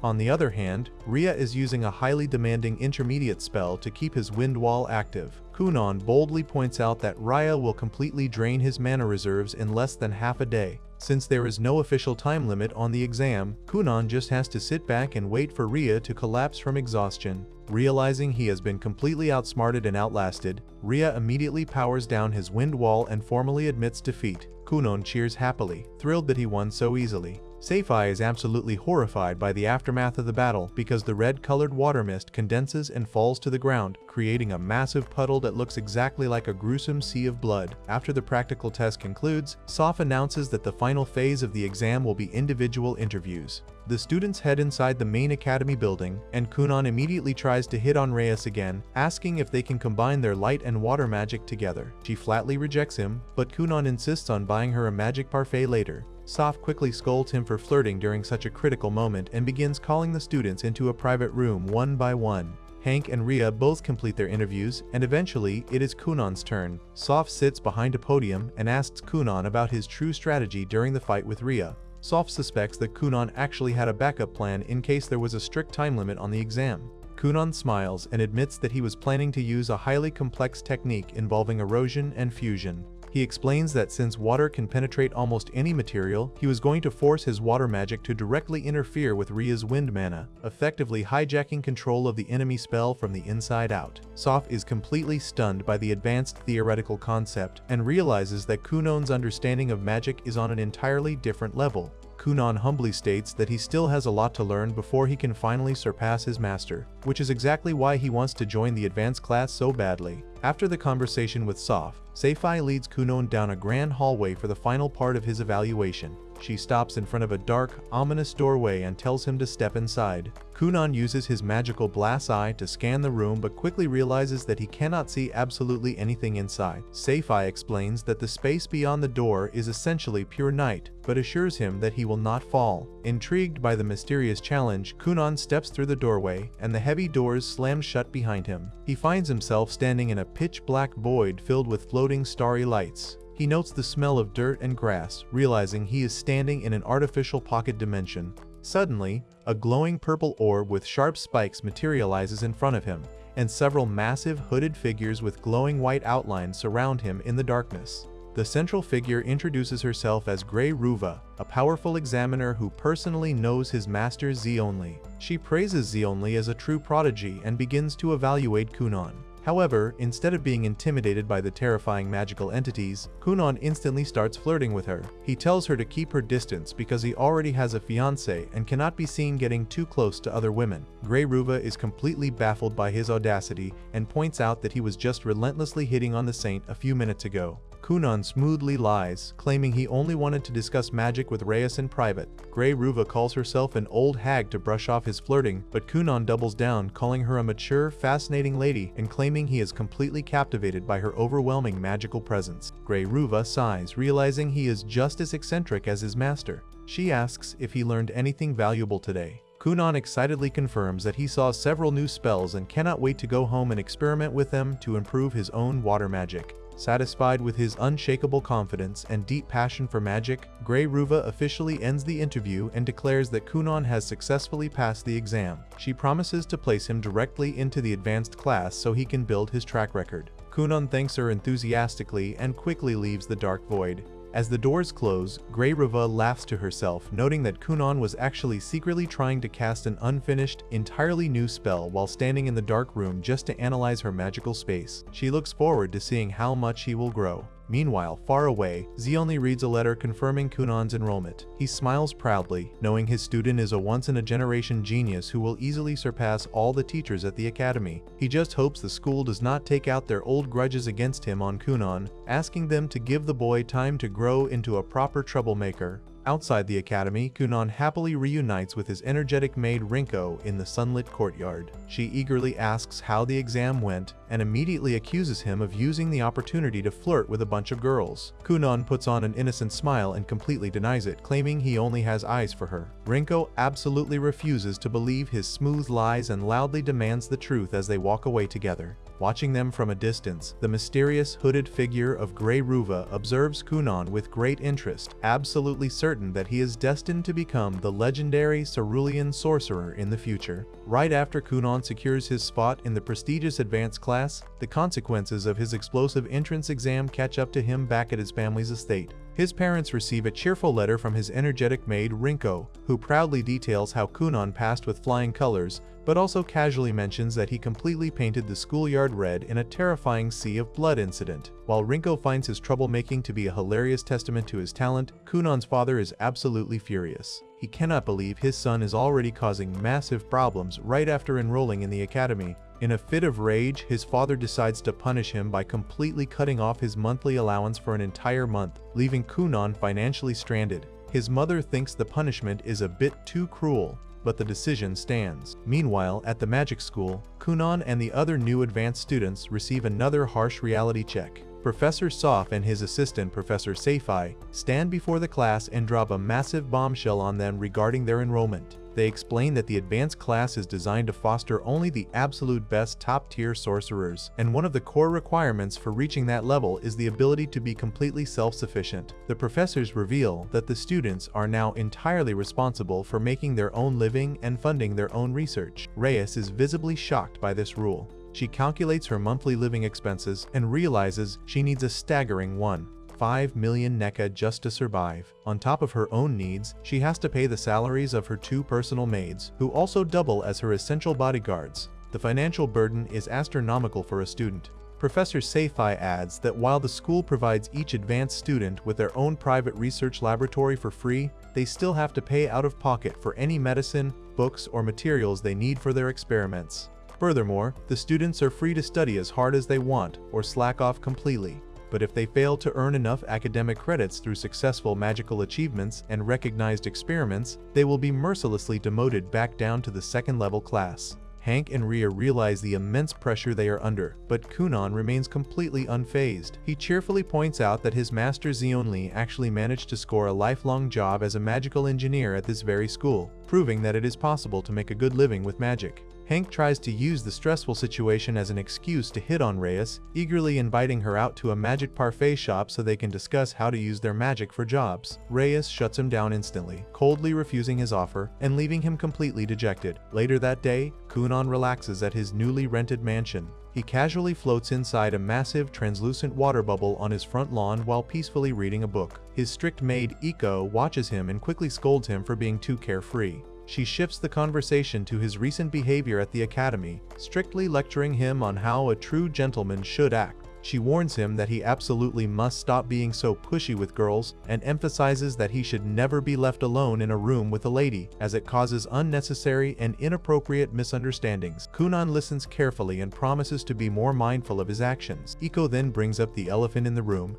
asking how he plans to survive and pay her salary now that his father has completely cut off his allowance. Kunan smiles confidently and assures her that he will have no problem making his own money to cover their wages. That night, Reyes faces her own financial crisis during dinner with her maids. They discuss the school's strict guidelines, confirming that Reyes is completely forbidden from receiving any financial support or donations from the Holy Kingdom while she is enrolled. One of her maids generously offers to forgo her salary to help ease the burden, but Reyes immediately shoots the idea down, refusing to let her staff work for free. To make matters worse, Reyes's most valuable skill is her holy healing magic, but because it is considered a sacred power bestowed by her ancestors and her god, she is strictly prohibited from using it for any sort of business or personal profit. With no capital and no way to monetize her best abilities, Reyes is completely stuck. However, Kunan wastes absolutely no time solving his own money problems. The very next day, he launches a highly lucrative business right out of his assigned laboratory. He creates a service called the Sleep Sanctuary, utilizing his unique water magic to construct incredibly comfortable floating waterbeds inside individual translucent bubbles. The business becomes an instant, massive hit across the entire academy. Chronically sleep-deprived students and professors, who constantly pull grueling all-nighters for their magical research, line up outside his door just to buy a 60-minute nap. The beds are so effective that a single hour of sleep feels like a full half-day of rest. Even Professor Seifi visits the sanctuary and is immensely annoyed to see Kunan raking in so much cash, especially since she harbors a deep grudge against his master Zeon Lee. Despite her irritation, she grants Kunan's request for additional lab space to accommodate the massive influx of customers. The business is incredibly profitable, and Kunan quickly establishes himself as a successful entrepreneur on campus. Meanwhile, Reyes is still desperately trying to figure out how to make her 1.5 million NECA. After consulting with her teachers and classmates, everyone unanimously suggests that she swallow her pride and ask Kunan for business advice, considering his massive success with the Sleep Sanctuary. Reyes absolutely hates the idea of relying on someone she views as frivolous and flirtatious, but she eventually realizes she has no other choice. She approaches Kunan in his lab to ask for his help. Remembering Iko's strict lecture about not being alone with a lady, Kunan actually calls Professor Seifi into the room to act as an official chaperone before they begin their discussion. Both Reyes and Seifi are completely caught off guard by his sudden display of proper gentlemanly etiquette. Reyes explains her dire financial situation, emphasizing that she cannot use her healing magic to make money and has zero capital to start a business. Kunan immediately pivots and suggests they team up to create and sell magical items instead, specifically utilizing her unique purification magic. Seifi warns them that sharing the rights to a successful magic tool can lead to massive legal problems down the line, but Kunan brushes it off. He assures Reyes that she will be the official project lead and that they can worry about the profits after they actually create something valuable. Desperate for a solution, Reyes agrees to the partnership. With the deal struck, Kunan drags Reyes and Seifi to meet with Professor Shiraya, a blonde instructor who specializes in light attribute magic. Shiraya is already a huge fan of Kunan because resting in his waterbeds completely cleared up her skin and eliminated her fatigue. Kunan reveals his grand plan to the group and pulls out a small box containing 5 tiny seeds. He explains that they are the seeds of the sacred Shishila herb, which he just purchased with his own money for a staggering 1 million NECA. Reyes is completely shocked, knowing that the sacred herb can only grow in purified holy lands, making it impossible to cultivate in a normal school laboratory. However, Kunan reveals his brilliant theory. He explains that since Reyes can use purification magic, she might be able to artificially replicate the exact conditions of a holy land using her personal light spell, Sanctum. Realizing the massive potential of the idea, Reyes steps up to the table. She closes her eyes, clasps her hands together in prayer, and unleashes her Sanctum spell over the 5 pots of soil. A radiant golden light and shimmering sparkles completely envelop the table. To everyone's absolute amazement, the spell works flawlessly. Within seconds, vibrant green sprouts push through the soil. Professors Shreya and Kunan completely freak out in excitement, jumping around and celebrating the massive breakthrough. Reyes is stunned that Kunan's crazy theory actually worked and realizes that he is a genuine magical genius who was truly focused on the experiment all along, rather than just using it as an excuse to hit on her. Kunan then smoothly uses the successful experiment as an excuse to invite Reyes out to lunch, and this time, she willingly accepts. They carefully monitor the plants as they quickly bloom into beautiful white lilies. Once the flowers are fully grown, Kunan and Reyes harvest them and meticulously grind the petals into a mixture, combining them with other ingredients to create highly concentrated medicinal pills. They take their finished product to a local guild shop to have it officially appraised. The pink-haired clerk examines the small green spheres through a magnifying glass and is completely blown away by their incredible purity. He immediately values the small batch of pills at a staggering 2 million NECA, completely solving Reyes's financial crisis in one single move. To celebrate closing the deal and securing a highly lucrative long-term supply contract with the guild, Kunan takes Reyes and her 2 maids out to a fancy restaurant. Wanting to play the role of the perfect, generous gentleman, he boldly tells the ladies to order absolutely whatever they want from the menu. They happily take him up on the offer, ordering a massive feast of expensive meats, croquettes, and several bottles of incredibly rare vintage wine. The group has a wonderful time toasting to their success, but when the bill finally arrives, Kunan's jaw drops. The lunch costs him a massive 220,000 NECA, entirely because the maids drank the vintage wine like it was regular water. As he walks down the school hallway later that afternoon, Kunan internally complains about the massive dent in his wallet, learning a very hard and expensive lesson about offering ladies a blank check at a restaurant. Just then, Hank and Rhea spot Kunan in the hallway and rush over to him. Seeing how wildly successful Kunan and Reyes have become with their respective businesses, the 2 boys swallow their pride and ask Kunan for help coming up with their own independent research projects so they can earn some credits and make their own money. Kunan gladly accepts their request and asks what they want to research. Hank seriously declares that he wants to invent a way to make bacon that he can actually eat without getting sick. Rhea then chimes in with an even crazier request, stating that he wants to use his wind magic to learn how to literally fly through the sky. Kunan finds their completely absurd goals absolutely hilarious and enthusiastically agrees to help them turn their ridiculous dreams into reality. Meanwhile, back inside Kunan's highly popular sleep sanctuary, business is booming as usual. Several girls are sound asleep inside the floating water bubbles. However, 3 specific girls slowly wake up from their naps and drop down to the wooden floor. One is a girl with light blue hair and fuzzy earmuffs, another is a dark-haired girl wearing a black choker with piercing red eyes, and the third is a blonde girl with twin tails. Instead of thanking the staff and leaving, the dark-haired girl looks around and calls out the others, asking if they seriously have nothing better to do than pretend to sleep. The blue-haired girl and the blonde girl immediately drop their innocent acts. They realize that none of them actually came to the sanctuary to get some rest. They quickly deduce that they are all secretly infiltrating the facility to gather critical information. Despite their different backgrounds, they all share the exact same underlying objective, and they are completely determined to use whatever means necessary to get their hands on Kunan Gurian.